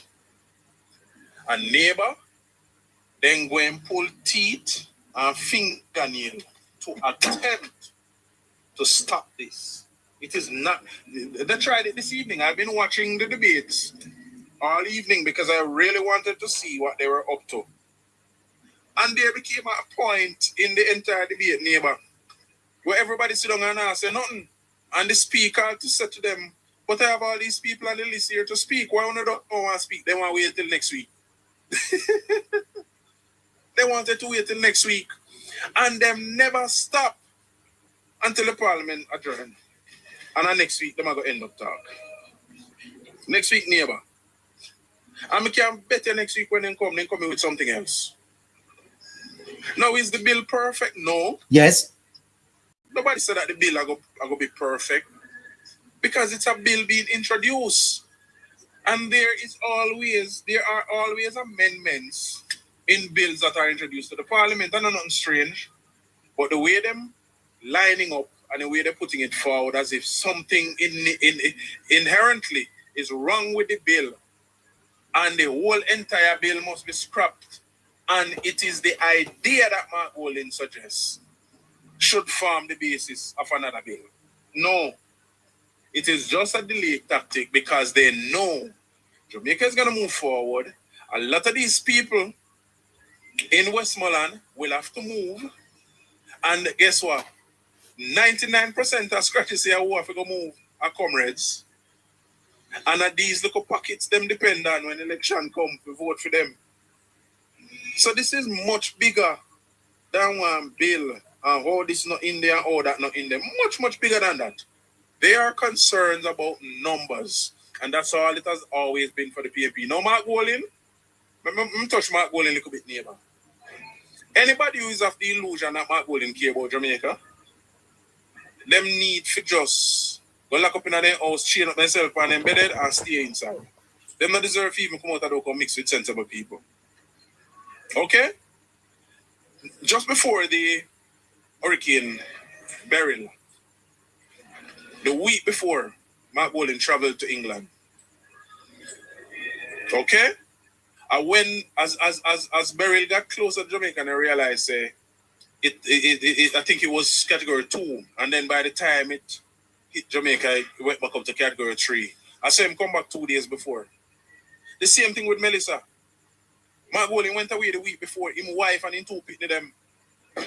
It was the trustee, 2 of the trustee I know from the PMP who called Mark Golding and tell him say no look good.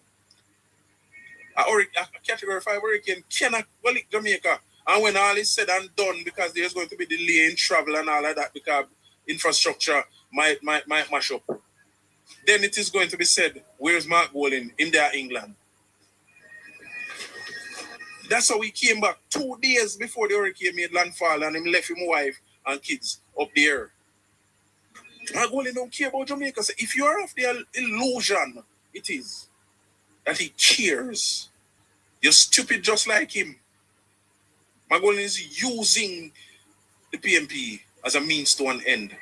And that's the only thing that's important to him.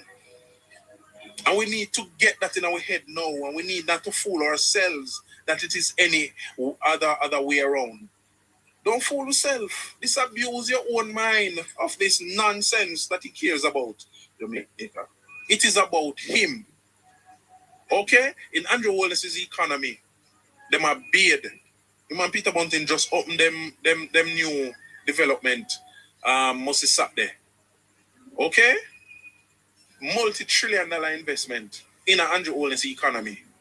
It is all about Mark Golding. It's all about money. It's all about him and his friend them. And his friends, I don't know if you remember last week, the Master Builders Association used to be led by Comrade Carvel Stewart, which is now led by a younger comrade. Come out about this bill and now and this and that.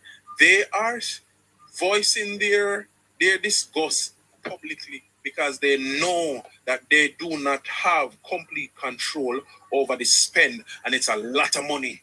Everybody just sing for them plate of food.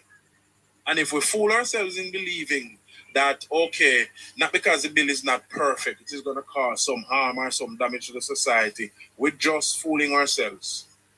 The People's National Party will never care about Jamaica. Never, ever, ever. And I will not even spend too much more time talking about that. Because it makes no sense to talk about it, but guess what? We have to recalibrate people's minds and redirect them to common sense and truth.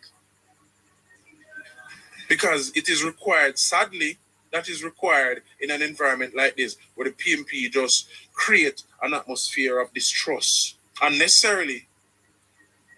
And while they're creating this atmosphere of distrust, the people are not smart enough to look into themselves and say, hold on, over 10 years is government in power, and the government has produced, other than the attempted manufacturing of scandals that the PMP attempt, there's none. So why now we should believe that there's going to be some untoward action in the spending of $3 trillion? Why now? It doesn't exist. It doesn't exist. It's an attempt again to manufacture a situation to get you to distrust and to disbelieve your government. And I will not join into it. Thank you. The bill will pass next week. And when the bill pass, then the regulations will come after, and we will go into the rebuilding. And them can go and kick up rumpus as they so choose. Me not care about them. Thank you for that. Good evening to you, Harry.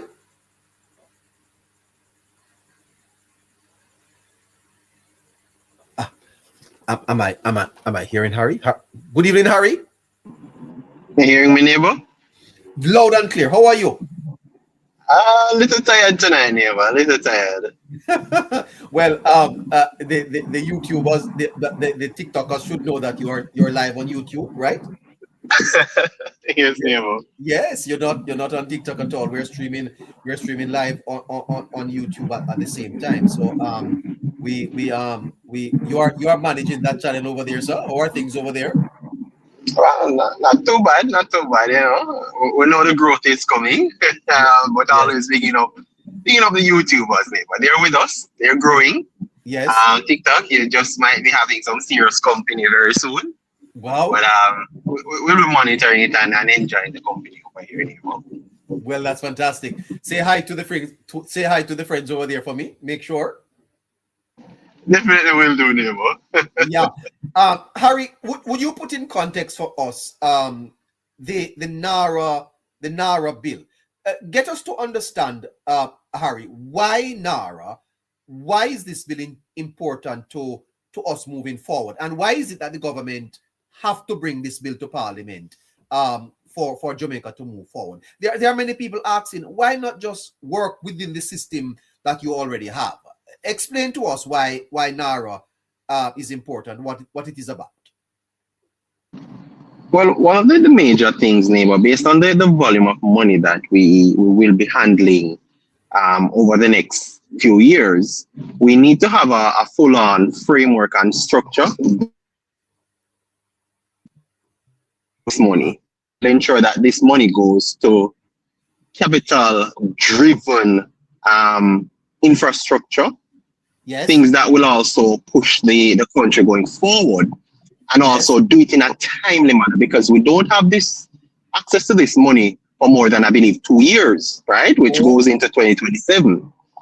And based on the current framework that we have in Jamaica, we could go the full 5 years, name, and never use the money because nothing was done. So one of the major things NARA allows is for us to fast track, which is now investments of minimum 15 million US going upwards. This also protects investors, neighbor, right? Because and protection in the sense where it gives them guarantee. It ensures that investors know that the money is going to targeted areas, right? Yes. It is going to drive development in sectors that needs to be developed, specifically, private sector, neighbor, because the truth about the rebuild is that it's not the public sector that will be rebuilding Jamaica, neighbor. It is the private sector. They're the ones who keeps an economy going. And as such, NARA fosters that relationship between government, governance, and the private sector. And this has given the private sector, and this consists of, investors internationally, regionally, and specifically locally, because we need to ensure that we give these people guaranteed outcome, but more so guaranteed timelines, right? That is the most important thing, or one of the most important thing when it comes on to this rebuild. It's not something we can spread over significant, like 1 term, 2 term, 3 term. We don't have that luxury, right? And as such, we want to also ensure that wherever this money goes, neighbor, it gives immediate return to pay for itself, but also pay for Jamaica going forward. So we can't do it the traditional way. One of the major things is that NARA is breaking down and also strengthening frameworks that we should have had at least 2 decades ago, right? And as such, we have to ensure that NARA protects the performance of not just a government, but ensure continuity and proper succession when it comes on to any program and projects that are taken on. And the people of Jamaica need to understand the magnitude of that. NARA is going to ensure that accountability is at its highest. Something we've never seen before. Yeah, let me ask you. So the loan agencies or the institutions, this is part of the arrangement that the loan will flow to NARA and not to the government coffers. Exactly. You broke up there. Well, it's setting precedents. Yes. Oh, I'm saying it's going to set a precedence. It's also going to ensure that it's not tied up in our. I don't know. Right? That's the beauty about it. Sorry, you say it's not tied up in our budget. No, it's not going to be tied up in procurement aspects and entities, neighbor. So it really will be fast tracking a lot of things, so it doesn't get tied up unnecessarily. So and I always use, for example, what happened with the JCF, the police force, and procurement when it comes on to having gotten the cameras, right? That was took almost 2 years to get, and it was a necessity. But because of procurement and a lot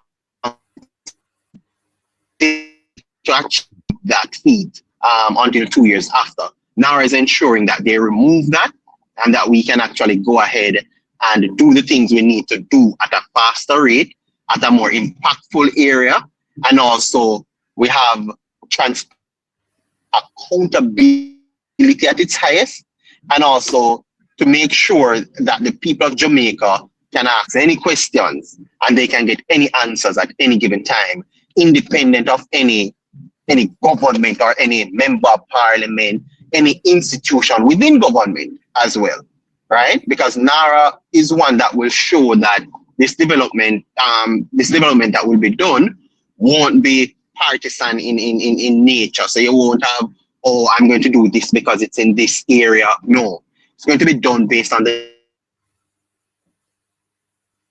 best interest going forward. Okay. Now, did you get a chance to look at the concerns that the Gleaner is putting forward?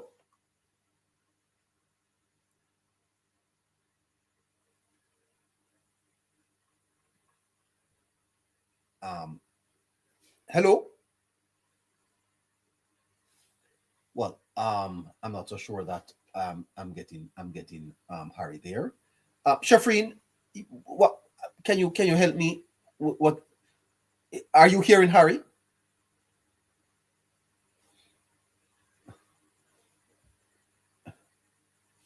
Oh my! All right, Scratchy.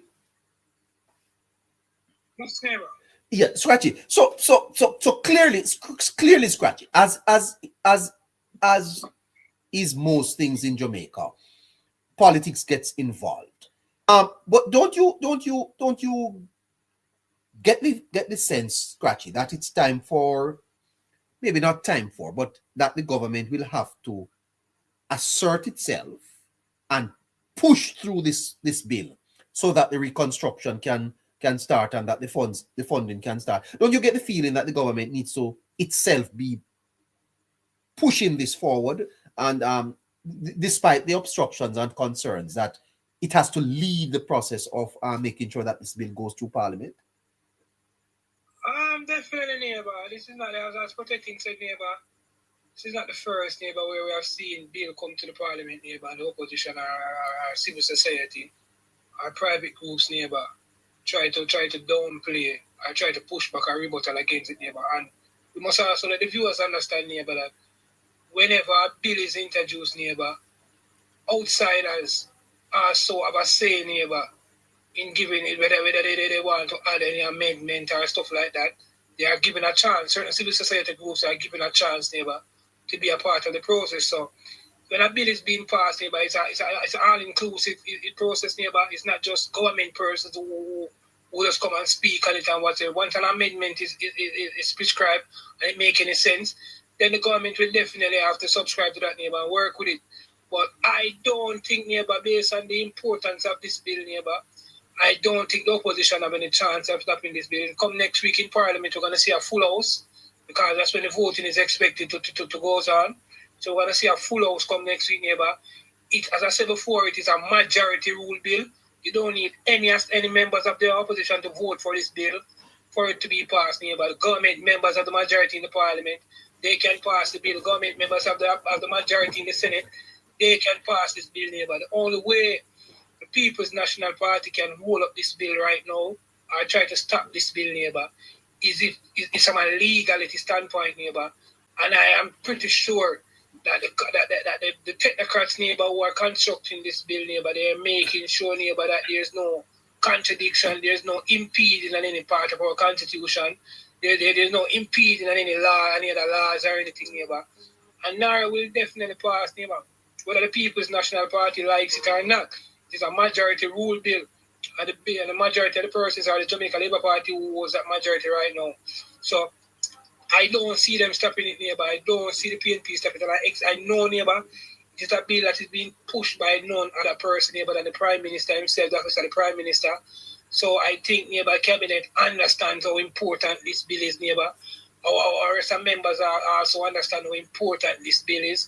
And everyone will come to Parliament come next week, neighbor, ready and waiting, neighbor, to say their eyes, neighbor, in the passing of this bill, neighbor.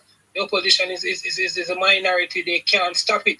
And as I said before, it's only from a legal standpoint right now. This bill can be stopped. And I am not I'm not savvy in the legal part of it, neighbor. But if there is anything I would ensure, neighbor, that the Prime Minister and his team is looking at that, neighbor, to make sure that nothing stops this bill going forward. We need NARA, neighbor. We cannot reconstruct Jamaica in the time that we want to reconstruct Jamaica.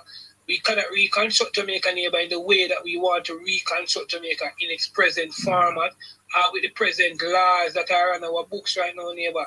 They are time wasting, neighbor. They waste times, and with time wasting, neighbor, it also has an additional cost because inflation of tomorrow. Yes. So we have to make sure, neighbor, that we pass these bills, we pass these things in a timely manner.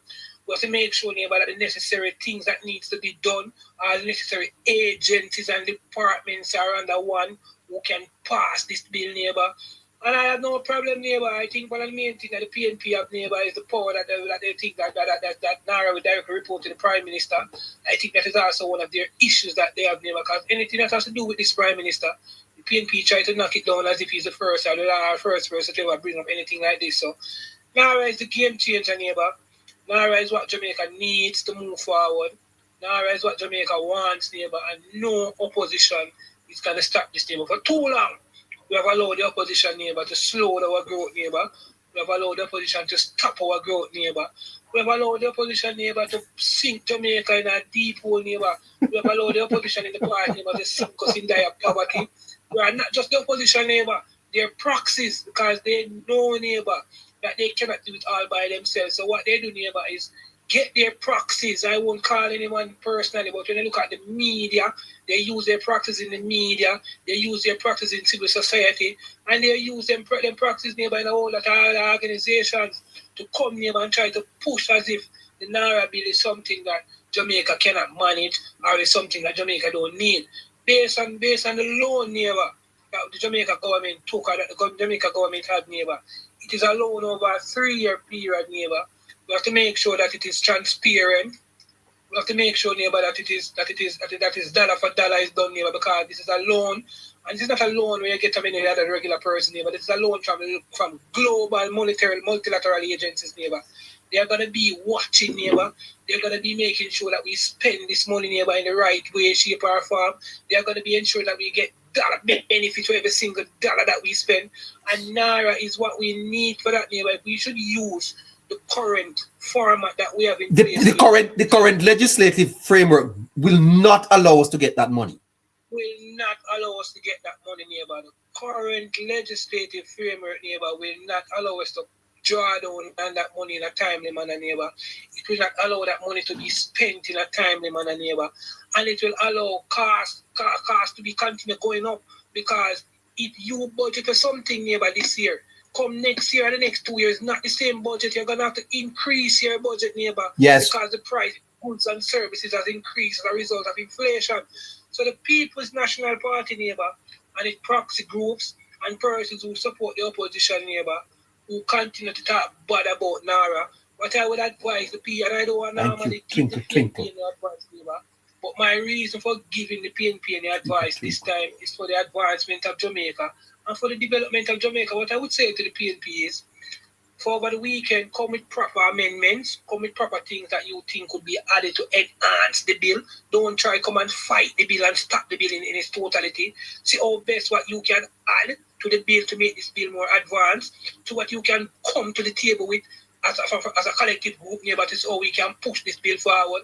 And don't try to give the narrative as if the government is creating this bill so that they can be corrupted, so that they can bypass surveillance systems, so that neighbor, this NARA bill is going to be more transparent than any other thing, because I can tell you, neighbor, this is funding from multilateral agency, and if we don't make use of this funding, neighbor, and come the next, God forbid, the next 10, 15 years, we should get another Hurricane Melissa, neighbor. I can tell you that the support that we got at this time, we will not get that support, neighbor, because persons are going to say that we played with their funding, we wasted their funding, we stole their funding, and we're a corrupt country, neighbor.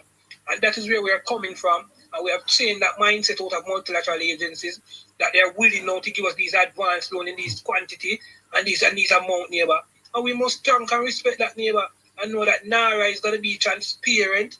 Naira is going to be for every single person can have an understanding of what is going on. And whatever advice any well-thinking persons or the PNP neighbor who continue to strike, go and see how best you guys can advise your constituency members to go to art and get a skill in whichever area or capacity that NARA might need them. Go learn construction, go learn plumbing, go learn people over the teeth, push your constituency. Tell your constituency that there's this new big program coming called NARA with the highest development, the highest development of the highest level of development in the history of Jamaica from a monetary standpoint. Advance your constituency member, push them in the art, make people go in a country that they can benefit from NARA instead of trying to tear down NARA. NARA is about a lot of cash, and it takes cash to care, and a lot of cash will be spending, and instead of us going overseas for some of the small services that we could have used our own systems for, train your constituency members in these areas, PNP. Majority of what needs to be done in NARA is in PNP-run constituencies. Train your constituency member. Pressure the government as a whole. You can get hard to fast track some training to the when time NARA start, the constituency members can benefit instead of coming and trying to tear down the NARA bill in its totality and make it look like this bill is the worst thing that has ever happened in the history of Jamaica. Neighbor, I have all faith and I have all trust in NARA, neighbor. And I know that, neighbor, NARA is something that we need to move forward because we cannot wait. Because based on how climate change is moving right now, neighbor, Yes. we have to make sure that we complete this in a very timely manner and complete it not just in a timely manner, neighbor, but in a way, neighbor, that we get best value for money. Because if we should wait and start any form of construction and see another major storm come 2-3 years' time, all of that construction will be eroded, all of that progress will be eroded. PNP, neighbor, I don't know why these guys are so difficult. I don't know why PNP don't understand these simple things. And I think they do, but it's just politics. And PNP don't realize that in 2026, led by the Jamaica Labour Party, neighbor, right now in power, led by a Jamaica Loaners and the cabinet, neighbor, the advancement and the development of Jamaica, this cabinet, neighbor, don't see color. This cabinet don't see green and they don't see orange, neighbor. All this cabinet see is how we can make Jamaica greater, how we can make Jamaica better, how we can advance Jamaicans' life. It is full-time, neighbor. We have persons who are not choosing any, whenever persons go to dispose or go to do certain things, neighbor, persons can do it in a way that carries pride, neighbor, and that's some form of dignity. We have too many of our citizens, neighbor, living in shambles. We have too many of our citizens, neighbor, living in farmer settlements, neighbor, and certain personal things, neighbor, like toiletries are using our bathrooms and stuff like that, neighbor. Those are basic things that we should have in 2026. Yeah. A lot of these neighbor, they still don't have these things. Yeah. So CNP need to stop, fight the development and the advancement of the people of Jamaica, man, and leave the people alone, PNP, and the people them live. The people deserve better. Yeah. Let me ask you something, Scratchy, before I get to protecting. We are 16 after the 14 minutes to 10 o'clock. The Jamaican reality, Scratchy. Here in Jamaica, we have to ask ourselves, have we reached, or when are we going to reach that level of political maturity? Because Scratchy, too often our politics remains trapped in 5-year cycles. Government proposes, opposition opposes. Not always because it is wrong, but because that's how we practice our politics. And that is where development slows, Scratchy, because it is not a lack of ideas in Jamaica. It is because we are not aligned, Scratchy. Don't we have a moment in our history, Scratchy, where I and you, I'm a little older than you, but when in our lifetime have we had this opportunity where multilaterals are prepared to pump so much money into our country, Scratchy, to drive us forward? Why can't we seize this moment as a country and just come together, Scratchy? If even for the next 2 years, we can't do it beyond us? Neighbor, all I can say, neighbor, that this present time, neighbor, this present moment, neighbor, is a pivotal time, neighbor, in the advancement and development of Jamaica. And if we should miss this mark right now, or if we should let this time pass, neighbor, and we don't do what we are supposed to do, neighbor, my granny would have said, dog, nyam what's up, neighbor. Boy, I tell you. Dog, nyam what's up, neighbor. It is full-time, neighbor, for Jamaicans, neighbor, to stop the development from a political standpoint. Yes. Stop believe that because it's not your political organization that do it, it is no good. Stop believe that it's not because of the man who you support that do it, it is no good. Stop. Whatever Nara is bringing is for the well-being of every single Jamaican, whether you're a PNP or a Labourite. So it doesn't matter who is in government, neighbor, right now, or who is in power right now. No matter. Stop, neighbor. And this is my problem that I have with Jamaica, neighbor. Because the we think Jamaica is in a situation, or at least some of these things, neighbor, some of these mad arguments can foster and go so far and strive. Because well-thinking Jamaicans, neighbor, remain silent, neighbor. But, neighbor, negativity or violence or whatever, neighbor, strive because the few would refrain from speaking out, neighbor. And if we, as the well-thinking Jamaicans, neighbor, continue to remain silent on these things, neighbor, persons are going to think that it is okay and it is right. Persons we never want to, you cannot allow. Never, Andrew Warness alone cannot be the man who worry about everything and come and say, no, this is good, this is good, this is Dead good. right. It's him and we because I must say good because it's him. Dead right, sir. Dead right. And don't you think, Scratchy, that political activism from the Jamaica Labour Party is needed now too? To push back against some, yeah? Political activism from the Jamaica Labour Party has been lacking for the past couple of years, neighbor. I don't know why. And political activism, neighbor, don't mean it has to be a strong man. It don't mean you have to be someone who is illegal. It's forming pressure groups to talk. It's forming pressure groups, neighbor. It's forming a combative group, neighbor, who can combat things in a way, neighbor, where the common person can understand that his rubbish is coming from the opposition. Yes. We need these type of things, neighbor. We need to see these persons come out and be more bold. Yes. Be more Like all next week when the bill will pass a parliament, 2,000 people, well, not here will be 2,000, but 500-600 people turn up down there with placards saying, pass Nara. Pass Nara, no. Pass Nara, no. Yes. No, but we are not seeing these things, neighbor. We are not seeing these things from well-thinking Jamaicans, neighbor, because if you don't give them 5,000 each, you go to a parliament, they're not going. Yeah, or flood the Gleaner with letters and observer. Pass Nara. Letters and observers, neighbor. Good people in Call talk shows. Neighbor, the persons in Jamaica who know good and want good, neighbor, we have to speak out. We have been silent for too long. And it is our constant, it was our silence, neighbor, that caused PNP to rule us in the 90s, neighbor. It was our silence, neighbor, that caused the PNP to get away with so much corruption, neighbor. It was our silence, neighbor, that caused the PNP, neighbor, to do so much destruction to us, neighbor. It was our silence that caused the PNP to win 4 consecutive elections. Yes. Because we were too silent. They used political violence against us back in the days to silence us. Now political violence is a thing of the past. Well-thinking Jamaicans neighbor need to come out and be more vocal. Well, I'm calling upon the neighbor rights tonight, sir, to post it.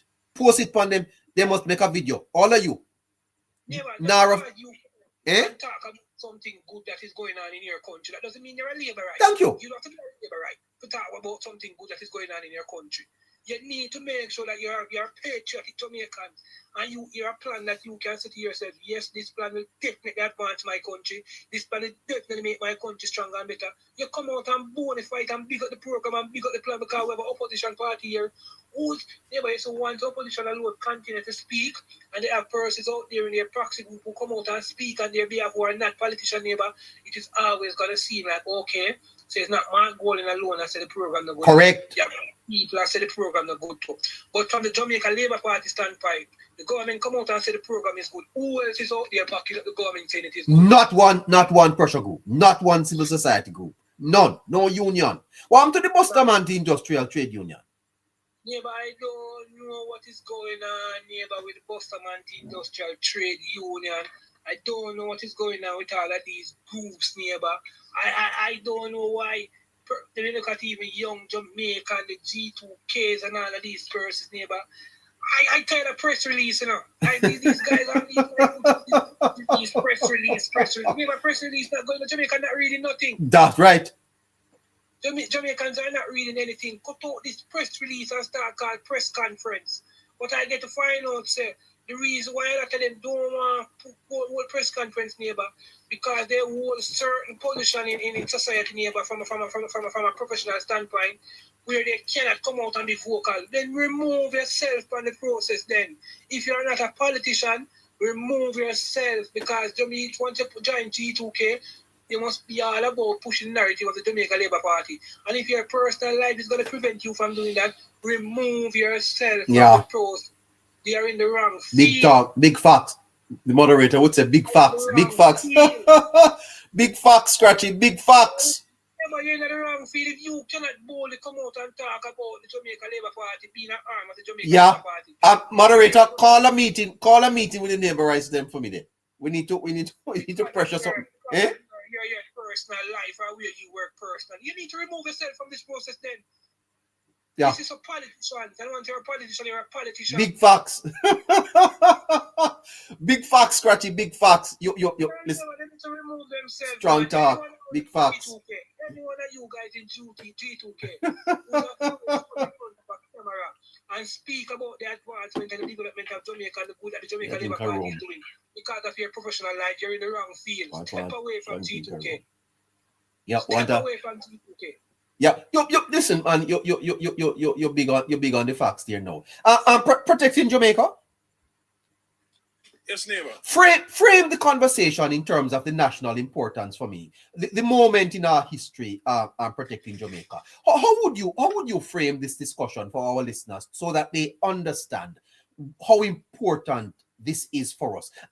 And while you answer the question, bear in mind where we are protecting Jamaica, because quite frankly, 51 or 53% of our GDP lost protecting. We are barely building back. Inflation have us away. Oil prices are rising. The economy may slow down. We have to drive this forward protecting. How important is this moment for not the Jamaica Labour Party, but for the country? We're at a crossroads, neighbor. And it's a crossroads that is going to show many of the cracks that exist in our nationhood. Now, I remind myself constantly when I get angry that I should direct it at the PMP, the party, the hierarchical aspect of the party, and not really the people. Yes.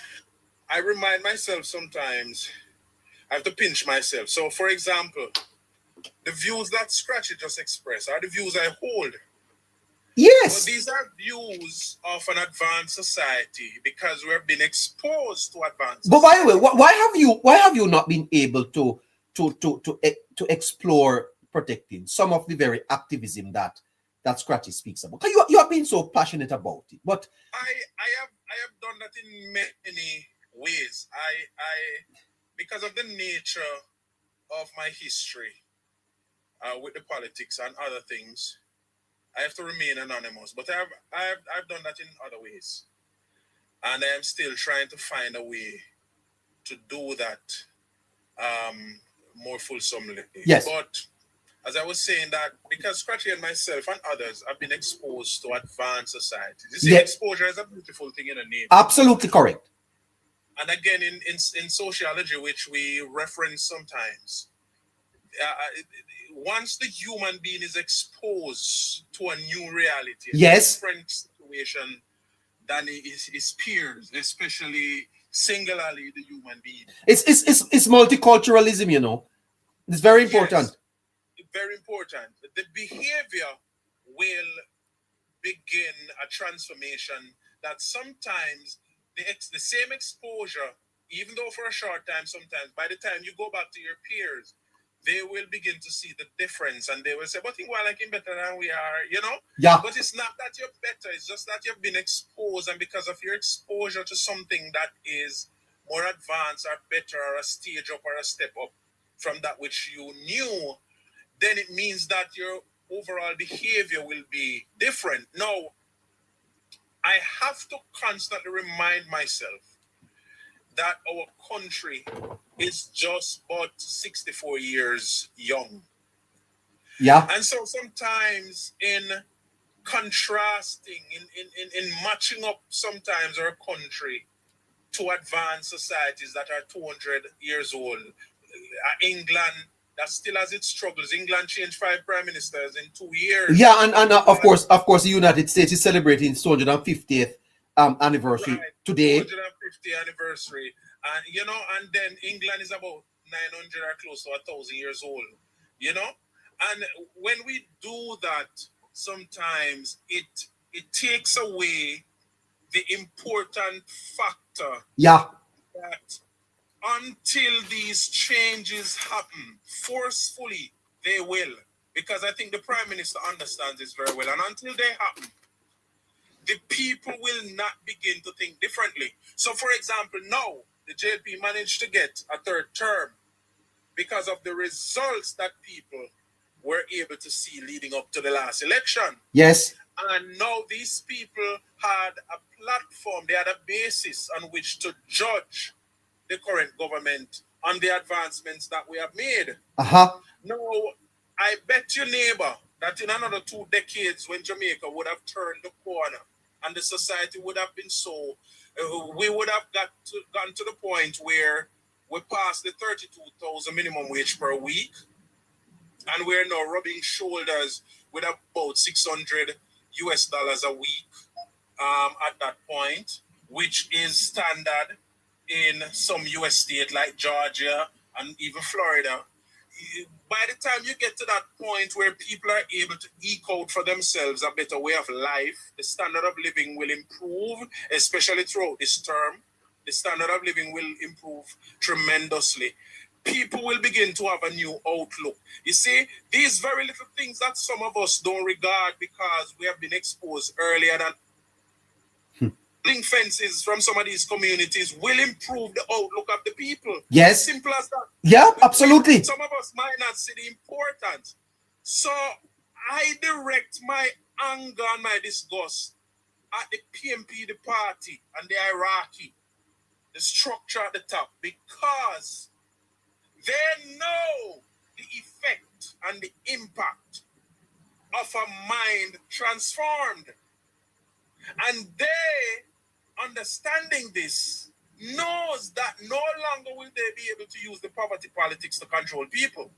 And that is the reason why they fight tooth and nail to block or to prevent the very transformation of the people that they speak publicly about, but secretly and behind closed doors, they really don't want it to happen. Because the substance of an improved mind is now what they will have to approach people on, and not some little petty, nonsensical stupidness.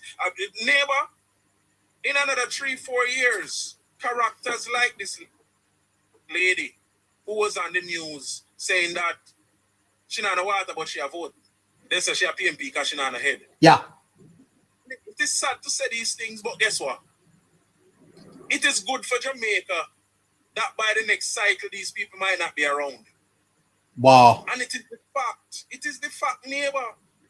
The elders, those who hold on to a certain way of life, where Michael Manley told them to go live on some people's land, but they do not have any title. They only have entitlement, but no title to the land. It is bizarre. 20 odd, 30 odd, 40 odd, 50 odd years later, they still are nowhere.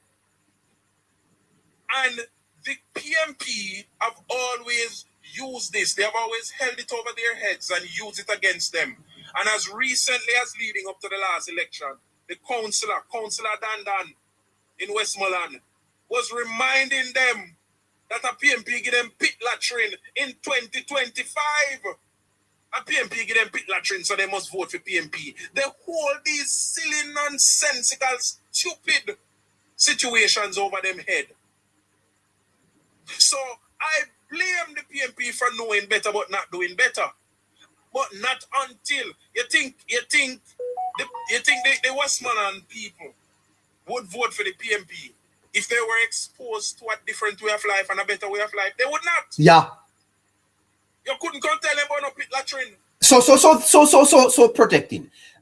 The disaster, Melissa, it has created an opportunity for Jamaica.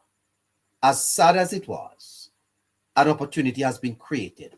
But protecting, will we seize this moment? Do you think? Do you think we will seize? We're seizing the moment, neighbor. Okay. Yes. The Prime Minister understands the mission. It is his vision. Yes. Remember, the Prime Minister understanding what happened to Jamaica.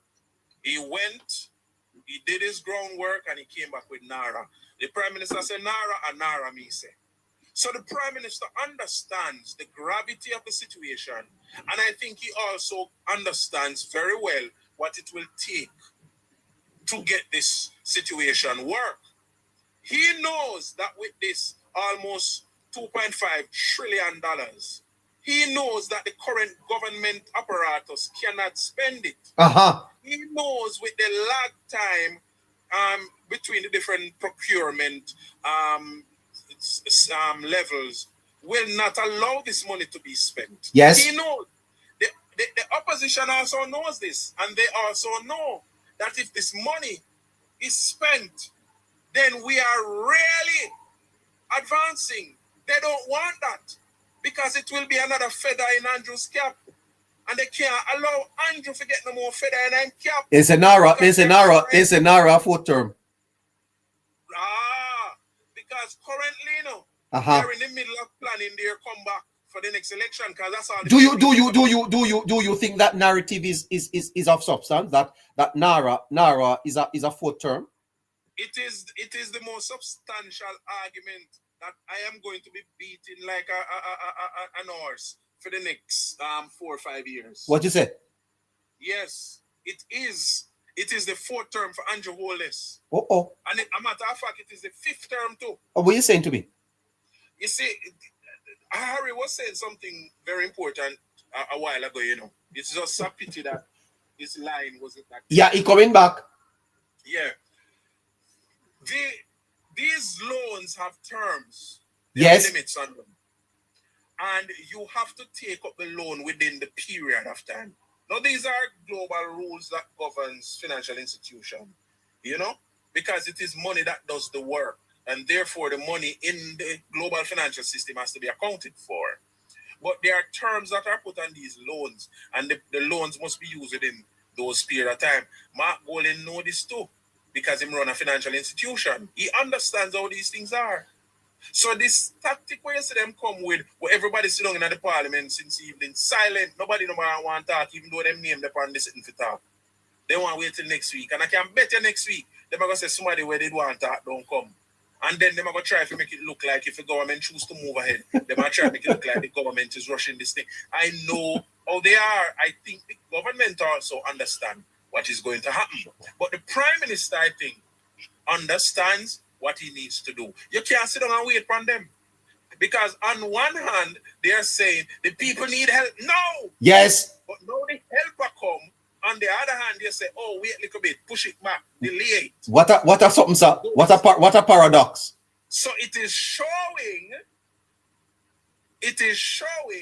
that they have no genuine interest for any help to go to the people. No, I don't know why, even after all of this, there are still some people who refuse. God, people know in a neighbor, as Scratchy said earlier, people just refuse to participate in the public discussion. And I think the primary reason is that through them know the PMP are wicked, and the PMP will literally get you out. Literally. They yes, they have these discussions, but among friends, among family members, and so a lot of people shy away from having the public discussion. But people know, people see what the PMP are doing. People understand what they are doing. People understand what they are doing. And people know what the government is trying to do. And I do not believe that people are going to judge Andrew Michael Holness harshly. If next week when time come and them try hold you up again, him say, listen me, we need to get along with this, we need to get this done now. Let us move the bill through its stages, let's go to committee, and after committee, let us have the vote, and then send it down to the Senate, or send it up to the Senate, make the Senate debate and pass, which is going to take another 2 weeks or so. No, and at the same tactic them are going to use in the Senate. I mean, no Sir Lambert Brown, if he not drop down by next week Friday, he's going to have a field day. Well, in there. Yes. Because he need to roll down one hill and down. Nobody well, yes. No, sir, I tell you the truth. Well, let me hear back from Harry. Harry, are you back, sir? Mr. Henriquez? I'm here, neighbor. Well, how are your friends over by YouTube? They're treating you okay? Well, I've been on and off, had some technical difficulties, which seems to be resolved now. Yes. You were telling us about the process of NARA and why NARA is important and why Jamaica needs NARA and why the government had to form NARA and how NARA will function. Would you pick up that for me? Sure, neighbor. So yes. One of the major things people need to understand, the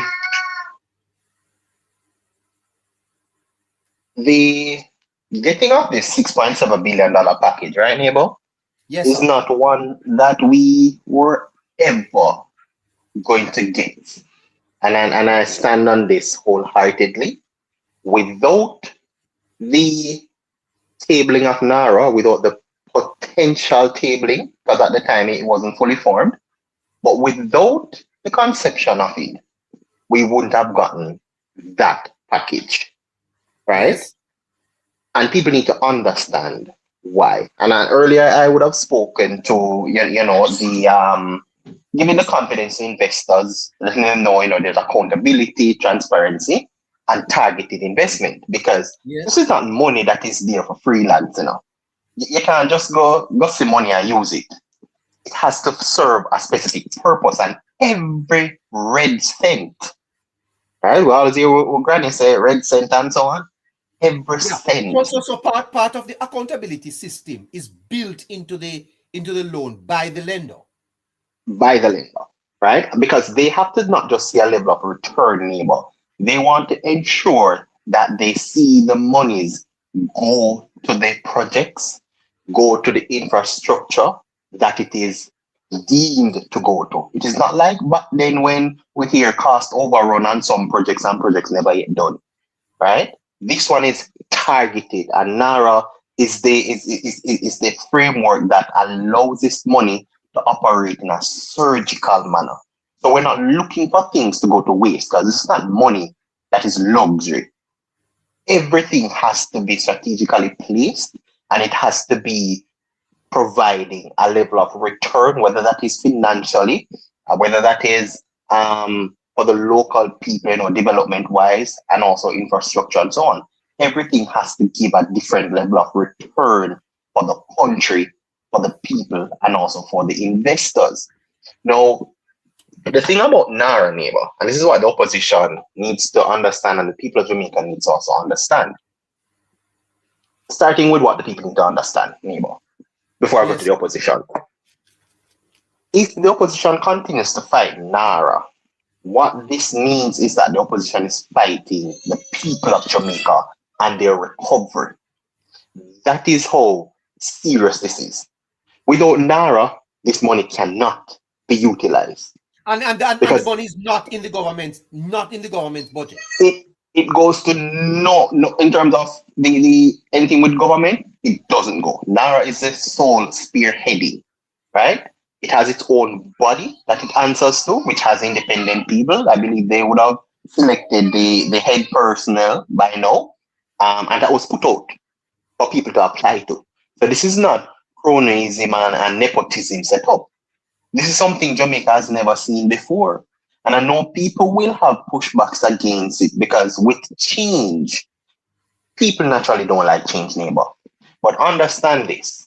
It is one in which challenges every single Jamaican, both personally and also how they want to help Jamaica build better, not a build back situation, right? Now, why I say that is with whatever services that are required to help build back Jamaica, the people of Jamaica have to ensure that they equip themselves to take advantage of the many opportunities that will be coming, right?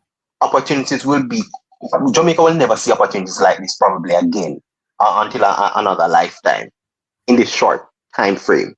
So it challenges everyone who don't understand. It challenges people to change how they will operate, how they work, and to take every single opportunity that comes their way. This is a time for Jamaicans to come together, make money from this project while building back their very communities and cities and doing it better, because now we have an overseeing body that will ensure that this is done. Why I say the opposition is against the people of Jamaica if they continue to fight NARA, neighbor, is that there has never been any framework in Jamaica's history that has been able to fast track any project of this magnitude. None. And if you stand in the way of that, you stand in the way of the people's advancement, the people's recovery. If we think the opposition stood in the way of the Western Jamaica getting back a light with the JPS thing, that is baby compared to if they tried to stop NARA. Because NARA is the holistic movement of Jamaica. They will always say we're third world. This is, when done right, it's that project that will push Jamaica to what we can then classify it as first world status, because that is how much development will come, and why this framework is needed as well, neighbor. Where the world is going, Jamaica needs to get there and get there very quickly.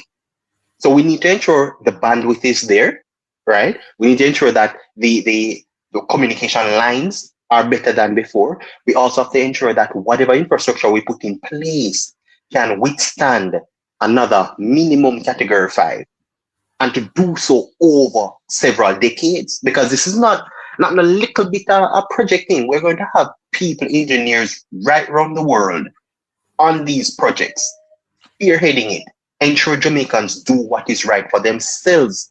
And if the opposition continues to try and fight this, neighbor, people need to understand that, listen, this is the opposition saying to every mason, every carpenter, every worker, right, every skilled individual in Jamaica, this is technically the opposition trying to stop bread out of their plate, right? This is the opposition slowing down your recovery without having any alternative put forward, right? The opposition have never seen something like this either, right? And their first instinct is to stop it. When you don't understand something, this opposition don't try to learn about it, neighbor. And you'd have heard me said months ago where NARA came from. The 3 major catastrophes that were studied, and they utilized the recovery framework from each disasters, and we put it together to form this.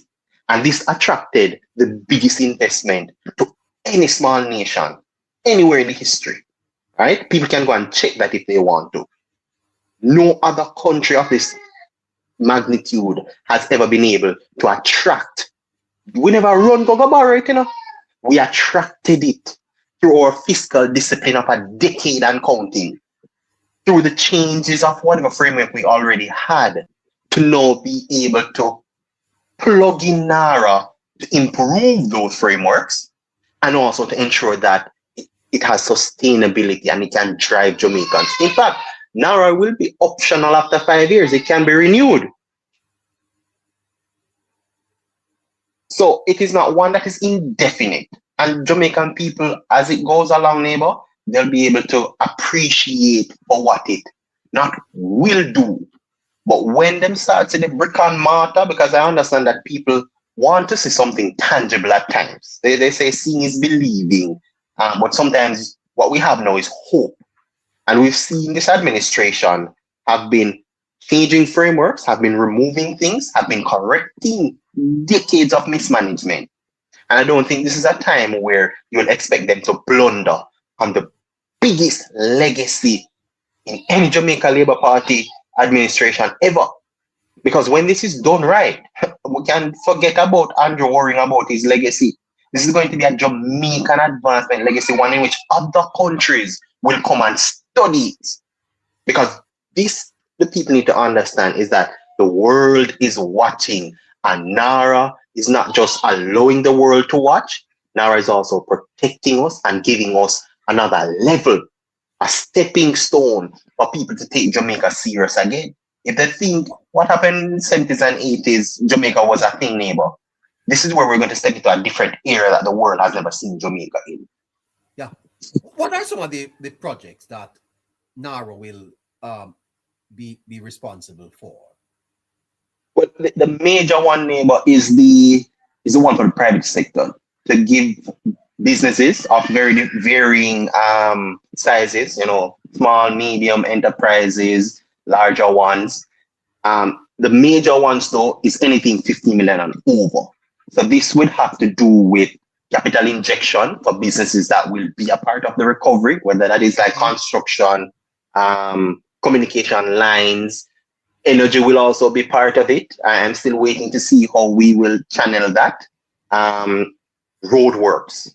Yes. Major. When we talk about communication lines, bandwidth and road, in fact, roadworks allow us to have the bandwidth, and I'll explain that to persons. Okay. You can't have proper internet connection if you don't have a road, because nobody can go anywhere to put up these towers. So what it does now, when you look at roadways, neighbor, this unlocks. Example, taken from the budget that the Prime Minister read, opening up lands in Hanover that are inaccessible to create homes, because you need the roads to open up these lands, right? You need ease of access so they can open up additional resources, spaces. The opposition run on about, there's shortages and so on when it comes down to houses. NARA will fast track that, because you need the level of infrastructure to do so. And there's no other framework ever in Jamaica that can fast track that can allow it to deliver within the next 2 to 3 years, minimum 10,000 houses, right? This is one of the major things. When you look at, moving cities, case in point, Black River, Yes. opening up investments on the coast instead of having houses on the coast. When you're opening up these level of investment, not necessarily to overseas people, but also locals, right? Giving them a new way and protection of their very businesses that were there. Letting them build back in a stronger manner, better infrastructure. Businesses that maybe who have needed capital injection can do so, right? They will also go through the DBJ when it comes to Development Bank of Jamaica, to get these loans and so on, to advance businesses. There will be birth of businesses because of NARA's framework, neighbor. For people, a lot of opportunities will be open up for entrepreneurs. People there with great ideas that couldn't act on it will now get opportunity. And this will be done in a way that it also protects not just the financial economy, but also the ecosystem in these areas that were devastated, right? It is not just one in which we will see us putting up homes and other infrastructures. It is one that will match the highest standard, global standards. Because understand this, building back for a category 5 neighbor. Yes. Even first world countries can't take a category 5. Had Melissa pass us and go to US, I'll know them probably still try to get water out of certain places, right? Yes. And we were able to circumvent that and looking now to recover in a manner where we're opening up investment, we're opening up businesses for the coast to expose the world to a different people cost tourism. This will open up the southern coast more for more local investment, and they can take advantage of tourism products and packages that they will offer to the world, right?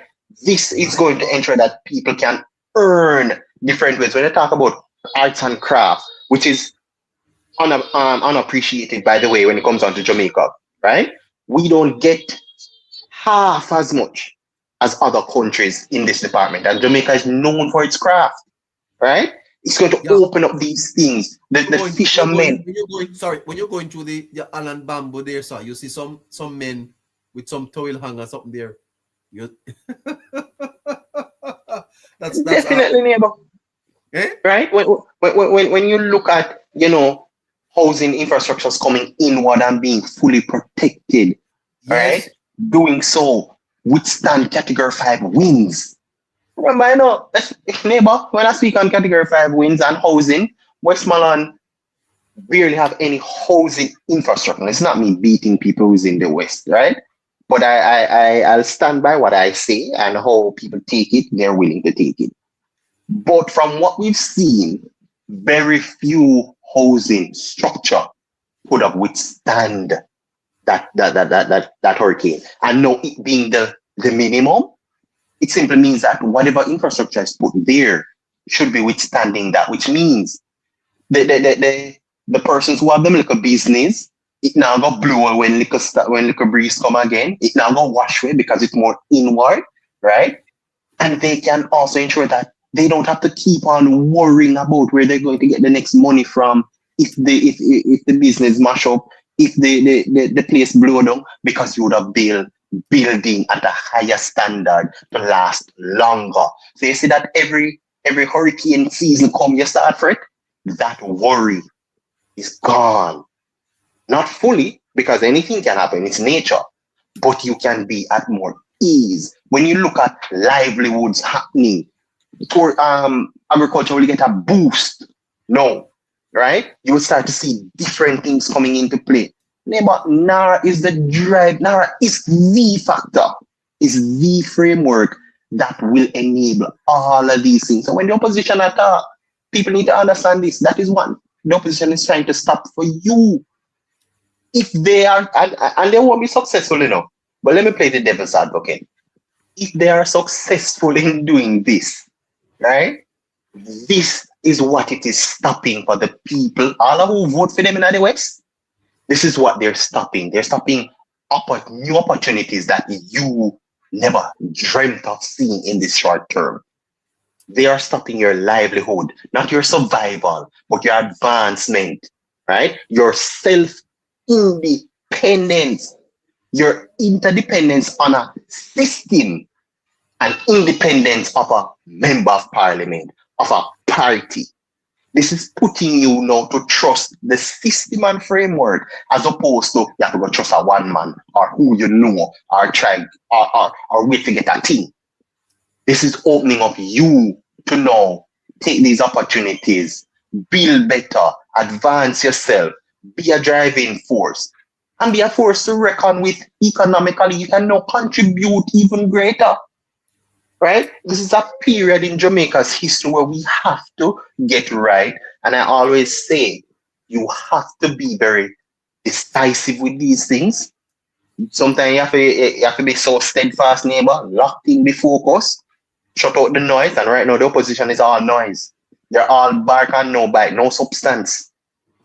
They are trying to divide in order to conquer. But don't think it is dividing the government. They're trying to divide the very people that they should be leading. And if you divide the people for something away from something that they need, this is not a want. You think 56% of our GDP wiped out just as magically come up? That never happens.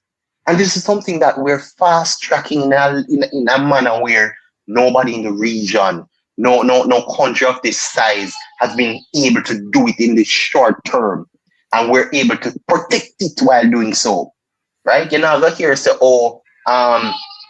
this man get money and you know see the work. No, this is being sought and being done by a overarching body, one that will give you any information you need, and the confidence again in a system. Maybe you see when people can trust a system, they don't need an individual because the system works. And in order for this system to show the people it works, they have to buy into it and not buy into an opposition. Because if we haven't seen from September 3 to now, they're still campaigning.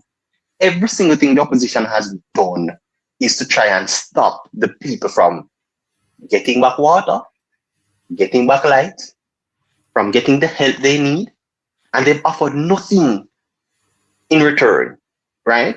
Then that's not a relationship you want to foster.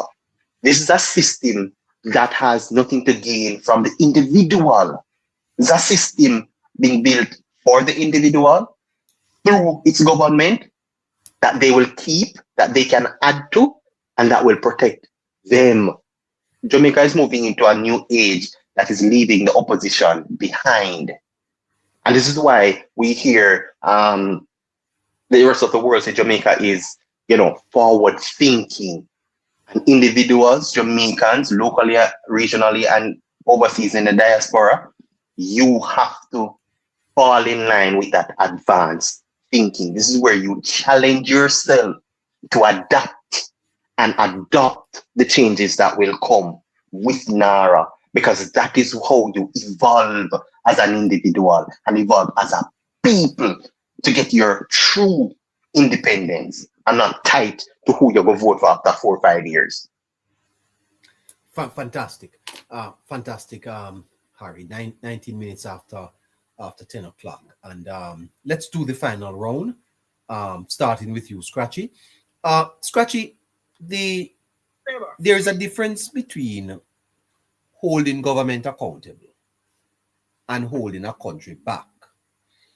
And I think that's where we are at, Scratchy, because I believe our people need to feel the difference between holding government accountable vis-a-vis holding a country back.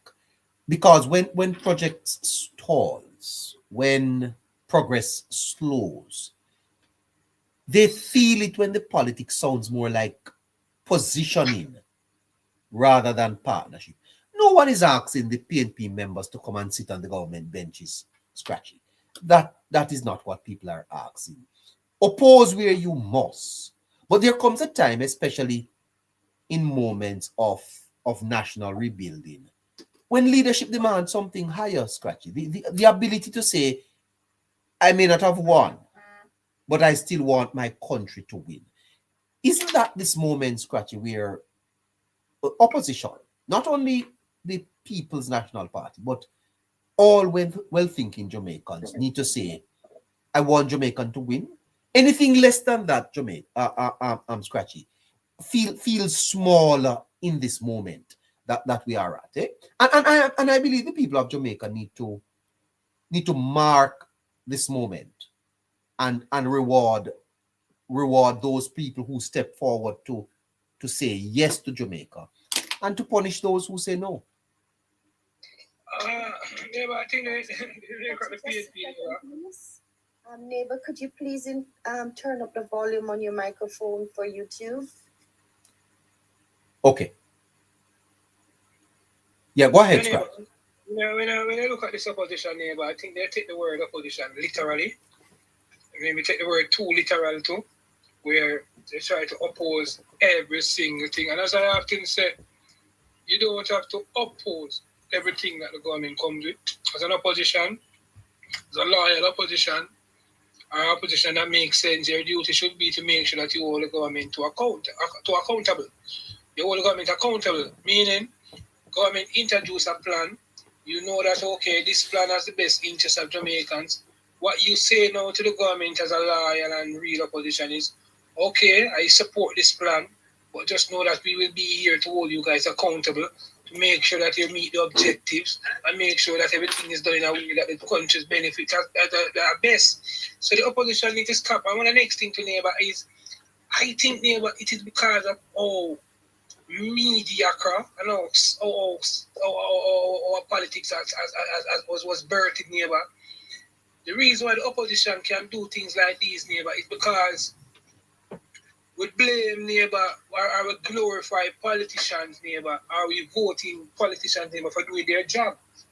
When I say doing their job, neighbor, a politician fix the road and he's seen as Lord Jesus Christ.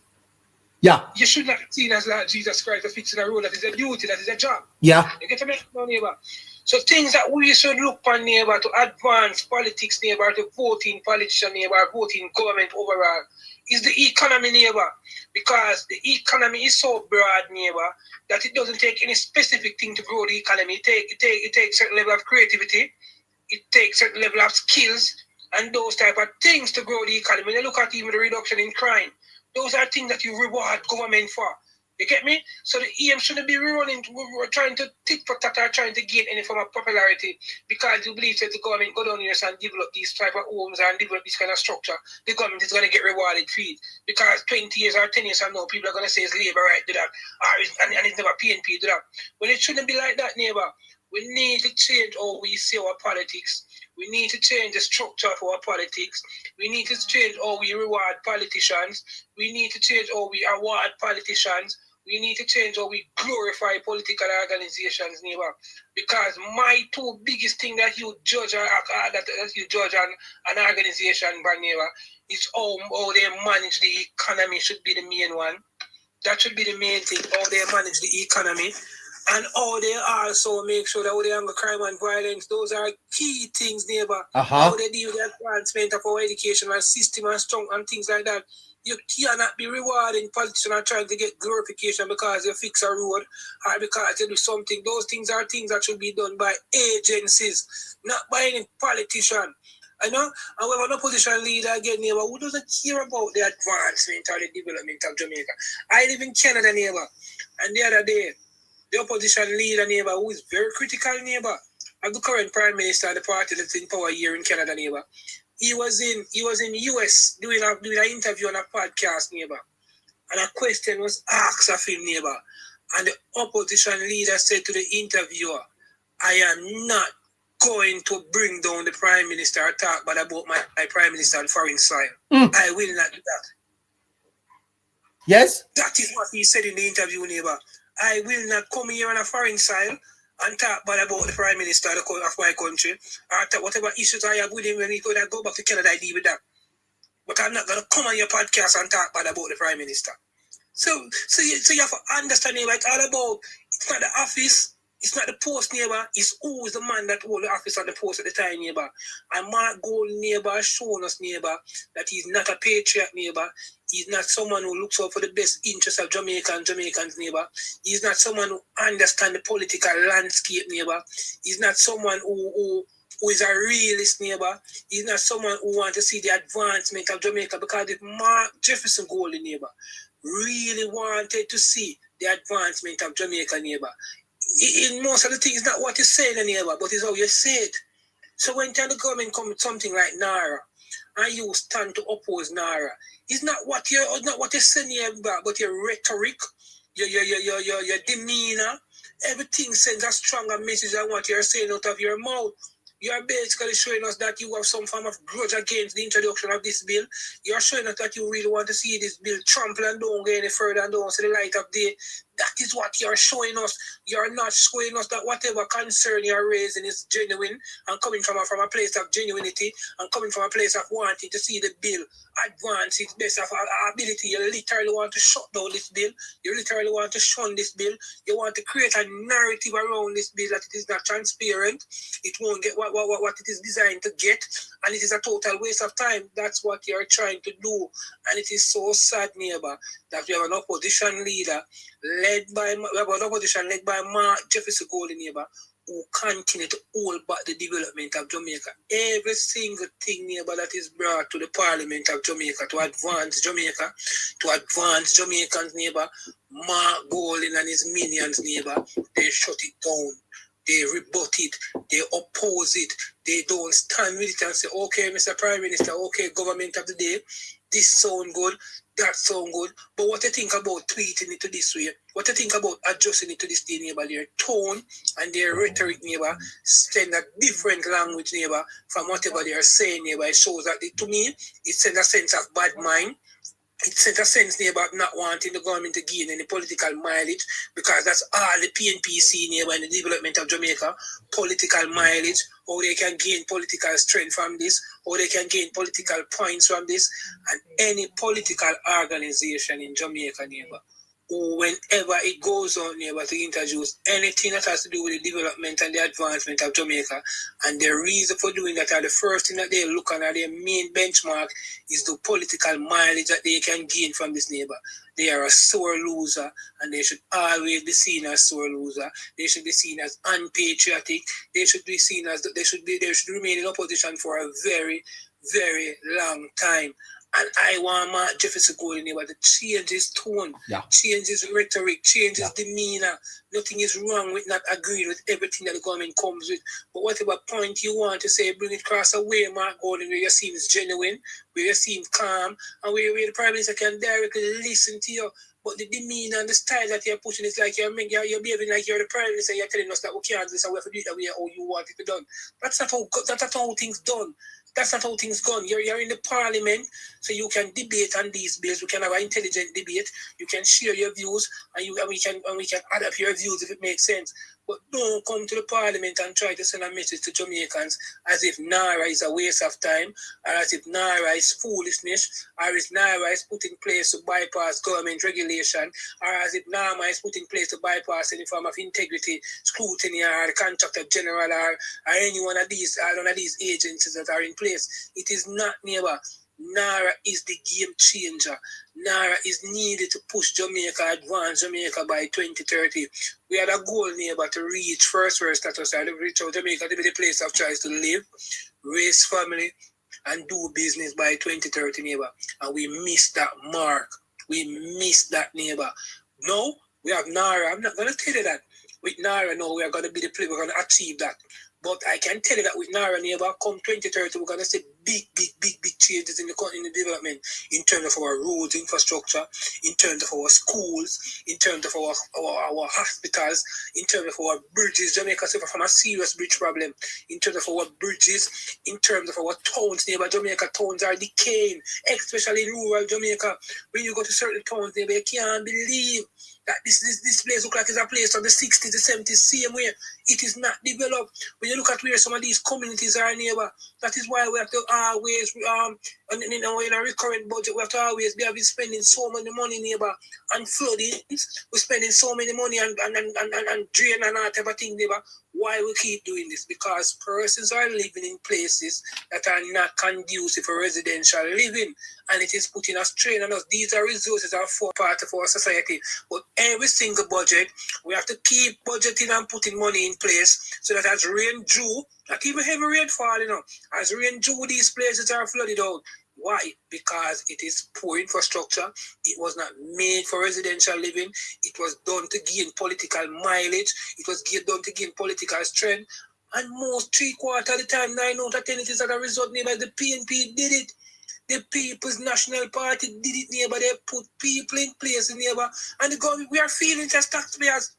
We as taxpayers, we are the one who are feeling it because funds that should be channeled in other avenues have to be recurring on these things every single year. Rainfall, rain due, people are get fed up with just a little minor rain due. Those things are crazy in this neighbor. You cannot run a development, you cannot develop a country like that. Country cannot grow like that, neighbor. A lot of Jamaican resources, neighbors, are tied up in things, neighbor, where we just do it, give it a proper fix, we would save ourselves a whole lot more money in the long run. And that is what Naira is about. Naira is about building back stronger. Naira is about building back more resilient, neighbor, so that whenever we don't know, and when the next hurricane will come, hurricane will always come. And you cannot 100% make anywhere hurricane proof. But I can tell you, neighbor, that you can make it more resilient towards the hurricane. Come, neighbor, we get a category 5 hurricane. But when Naira construction, neighbor, we won't lose 42% of our 50% of our economy again as a result of that. We won't have 100,000 Jamaicans who flying off, neighbor, as a result of that, because we build back much more stronger, much more resilient to the cause of natural disaster. That is what Naira is about. But the PNP don't get that in their brain. All the PNP can say is that votes will be dislocated, votes will be moved from part A and we have to go to part B, and that's all they can see. Because the PNP know, neighbor, that majority of where need development and majority of where the destruction took place in Hurricane Melissa are persons who are strong supporters of the People's National Party, are areas that are strong supporters of the People's National Party. And fly high or fly low, Mark Jefferson Golden could have ball till God come. Even 27 million neighbor cannot stop the advancement of Jamaica this time. we're at a very pivotal stage in our life, in our lifeline right now, neighbor. And if we miss this mark, dog, we suffer again, neighbor. We cannot afford to miss. It is going to cost us way more in the future, neighbor.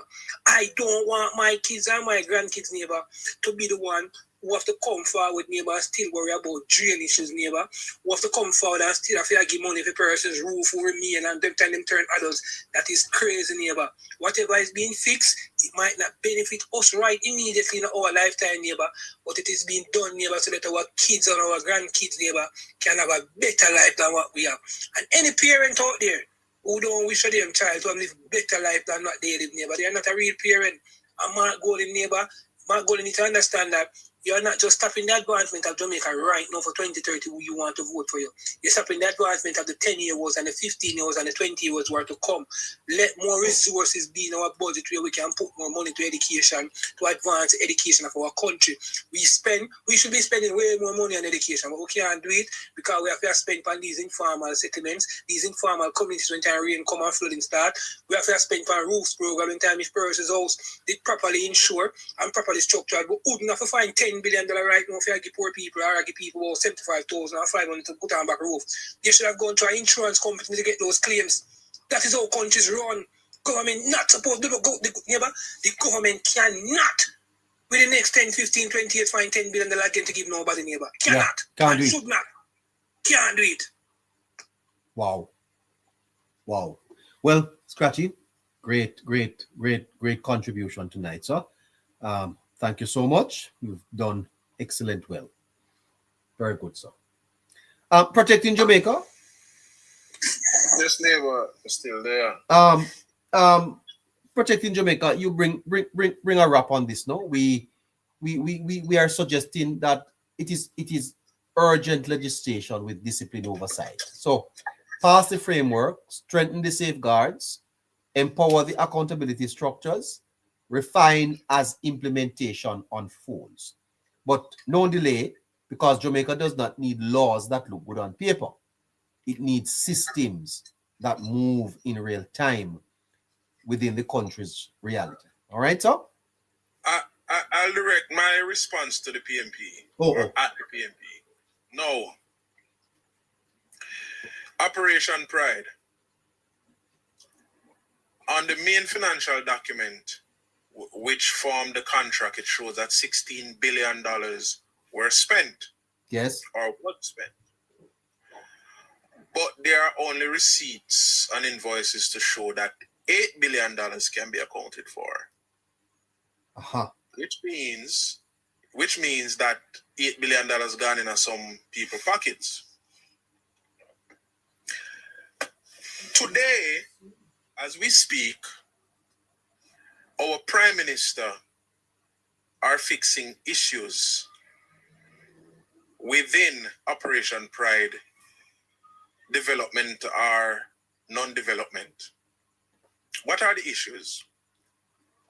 The land was identified, no road, water, or light wasn't put in. Now, if these lands are government lands, the lands are identified, There's a plan developed to put in roads, water, and light, infrastructure, but none was done. So even the $8 billion that is said to they have found receipts for, you still can't show where the $8 billion spent for do. So $8 billion can't find out of 16, and the $8 billion we can't find, the work that is said to be done isn't done. There are still unsettled situations as it relates to titles for these lands. So largely, over 80% of the Operation Pride development are unfinished and unoccupied, unpossessed. The Prime Minister today, Andrew Holness, has to be dealing with all of that. Now, all of this to show you that the People's National Party only cares about the money.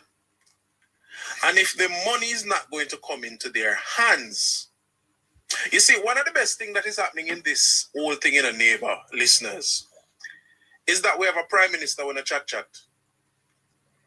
We have a prime minister who is showing the value of planning your move, strategizing in silence, and then when you move, you broke a foot. The PMP does not have the benefit of the prime minister talking left, talking right like Mark Golding. And so something always come back and bite him. When the prime minister speaks, he's ready to act. And when he acts, it hurts. What do I mean? Over $2 trillion will be spent. And the opposition really have no control over how it will be spent. Neither do they know what it are going to spend on. Remember from the outset, Hurricane just done. Them start asking money. The prime minister say, all right, give them $2 billion a year to start clean up, and give them 10 million over here so to start clean up, and then him end up give them another 20 million. 30 million in all, almost 40 million they get. Then come back again and ask for 50. They just want the money. What did they do with all that money that the prime minister gave them before? So much so that the prime minister had to come to the parliament very upset and said that I have instructed the minister to release the list of names and the amount already given to member of parliaments. Because they take the money and go and pay off election bill and not even a bottle of water. Them not give the people them. They were there all the time depending on Pernell Charles Jr., the Minister of Labour. If you carry the rice and flour and the case of water, them come and give the people. So in a nutshell, if I may at this point,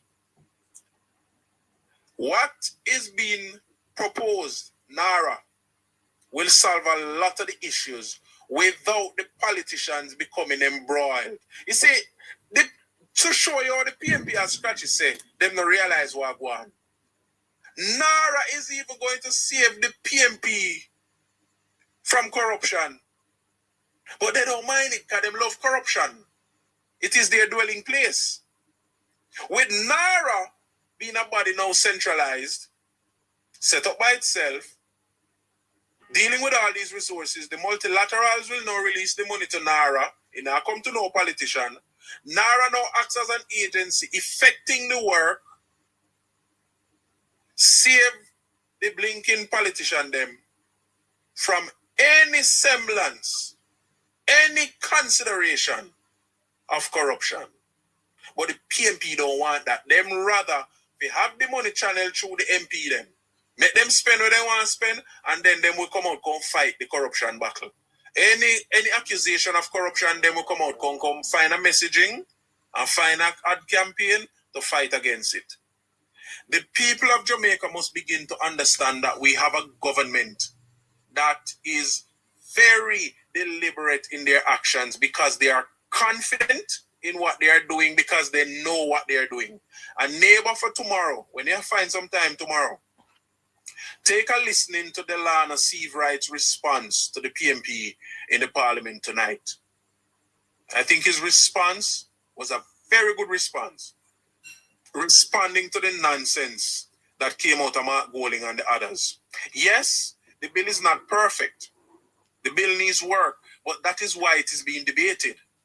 And that is why it is going to go to the committee for them to make the amendments and approve the amendments. We as Jamaican people, we must see the broader picture. Look at what the government is doing, what the government is aiming to achieve from this, and support it. Because the intentions are pure. And as of such, I will continue to lend my voice to this discussion, and I suggest that those who are listening to us who should now have a clearer understanding of what the government is doing. When you enter discussions with anybody, whether they be of some P or no P, enter the discussion, sharing information from an informed position. Thank you very much and good night. Thanks to all the listeners. Thank you, neighbor. Bless up yourself, Scratchy. Caroline. Well, thank you so much. Thank you so much, sir. And take good care of yourself. Now let me jump up to my friends up on YouTube. And Harry's over there. Harry? Yes, neighbor. would you close out with your YouTube friends for me, and let me go and have my dinner, sir?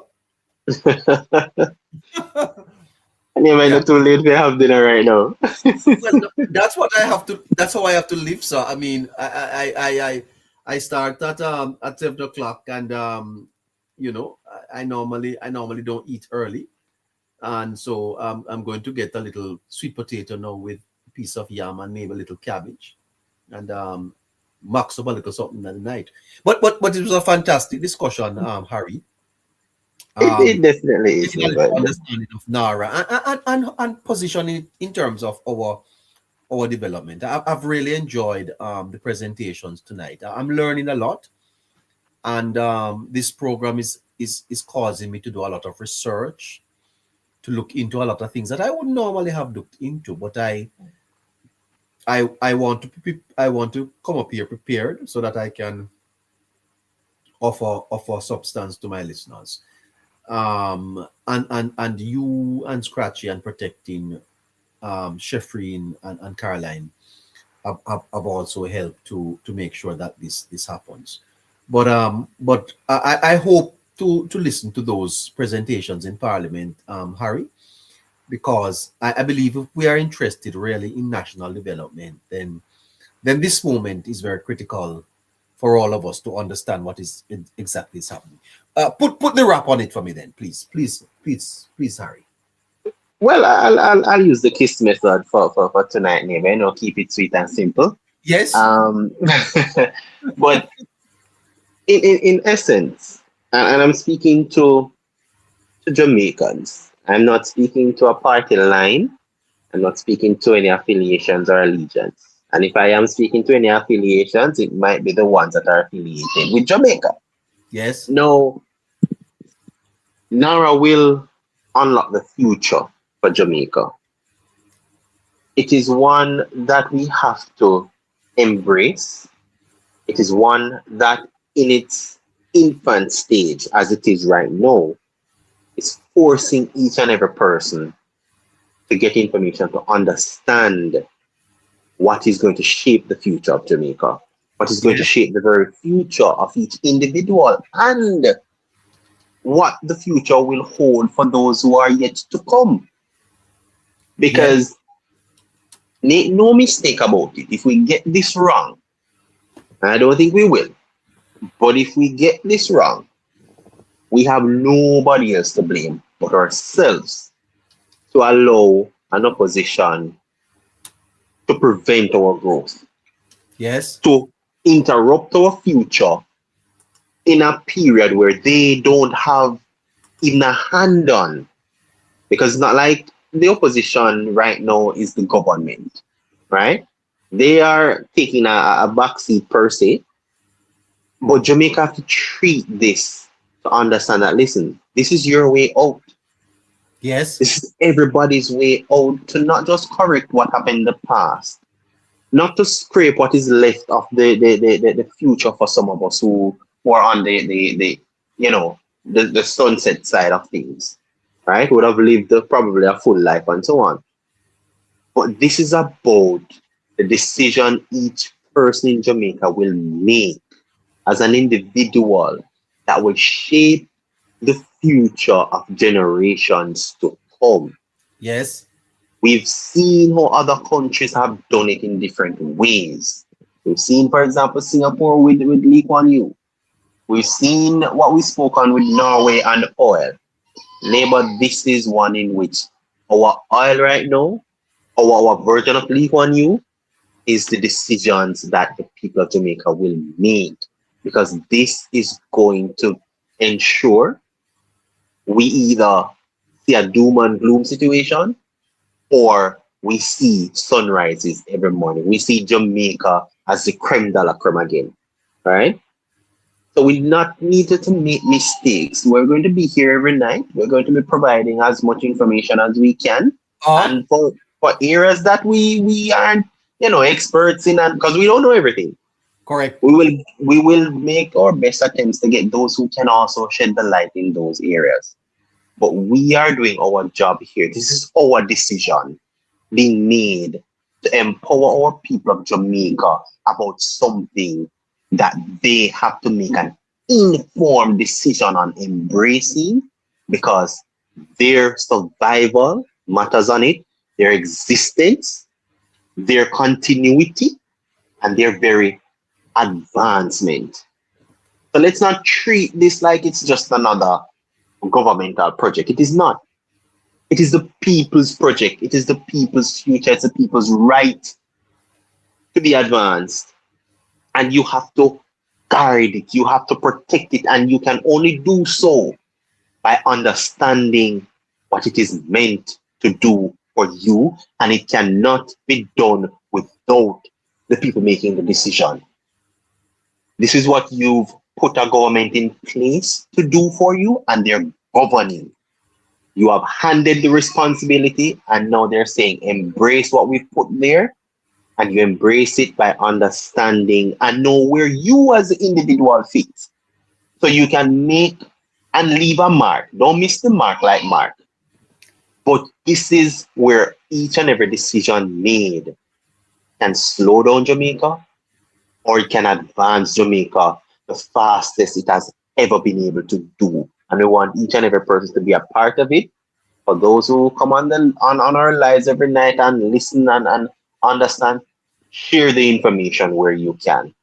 And if you can't explain it like we can, tell a friend to tell a friend and a friend. And they can come every night and we'll have conversations that matters. That's our slogan. We'll abide to it. We stand on it firmly. Because these conversations that matters because it helps Jamaica to go forward. And we want to join hands, figuratively and literally, if you may, to step to the forefront, and let's make this decision together to choose Jamaica, but in a different way this time. We're not going to the polls. We're going to carry out actions by improving ourselves with the information, and also you choose Jamaica one last time because you want to improve Jamaica. I know Scratchy say in order for Jamaica to grow, the PNP must go. I'm saying to each and every Jamaican, keep choosing Jamaica, keep improving yourself, and let's do this together the right way. And the government has been doing its job, but we have a part to play. And that's how I leave it for tonight, neighbor. As if for YouTubers, Yes. it's been great to be with everybody. I do hope to do it again. I might stay over here, no, neighbor. Yeah, I think so. I'm gonna put you behind that desk. And that wonderful handsome picture of you there. Your mother must be very proud of you, and so your wife. Congratulations. So you're taking good care of yourself. Definitely, neighbor. Yeah. And YouTubers, Fantastic team and Scratchy. Can you imagine when we sit behind that nice desk that our moderator is setting up for us? of course, neighbor, place bundong, man. Place bundong. I just need to get a nice suit like yours. Neighbor, Scratchy might have to give you one, because Scratchy sharp when him ready, Oh Lord, can you imagine? He's the modern day dresser man. Yeah, man. I'm very conservative. But it was a beautiful program, and I said YouTube numbers growing. Yes, I'm happy for that. We never stream from TikTok to YouTube tonight. We stream directly. So in front of me is a camera that is linked directly to YouTube, and then I have my goodness, there are 3 screens in front of me right now. As a matter of fact, 4.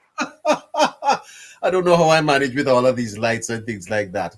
But I just want to tell the listeners that we are not even able to announce our Zelle accounts because they tend to be a little bit sensitive. But listeners, please remember that your support is needed to continue the program.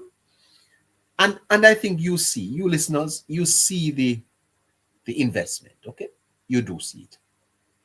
You see the strides that we are making. Look at the strides that we are making for the program, trying to make sure that we are on all over the place. And there are costs involved in doing this. And we have actually put ourselves in debts. You know, may have to come up, maybe we come get a loan there, Harry. would you give the Politics Plus network a loan? Well, neighbor, if we put it this way, who knows if we may be part of the one that gets something from Nara? That's right. That's right. We have to push Nara. We may get a contract now to Nara. Yeah, but listeners, 954-635-8732.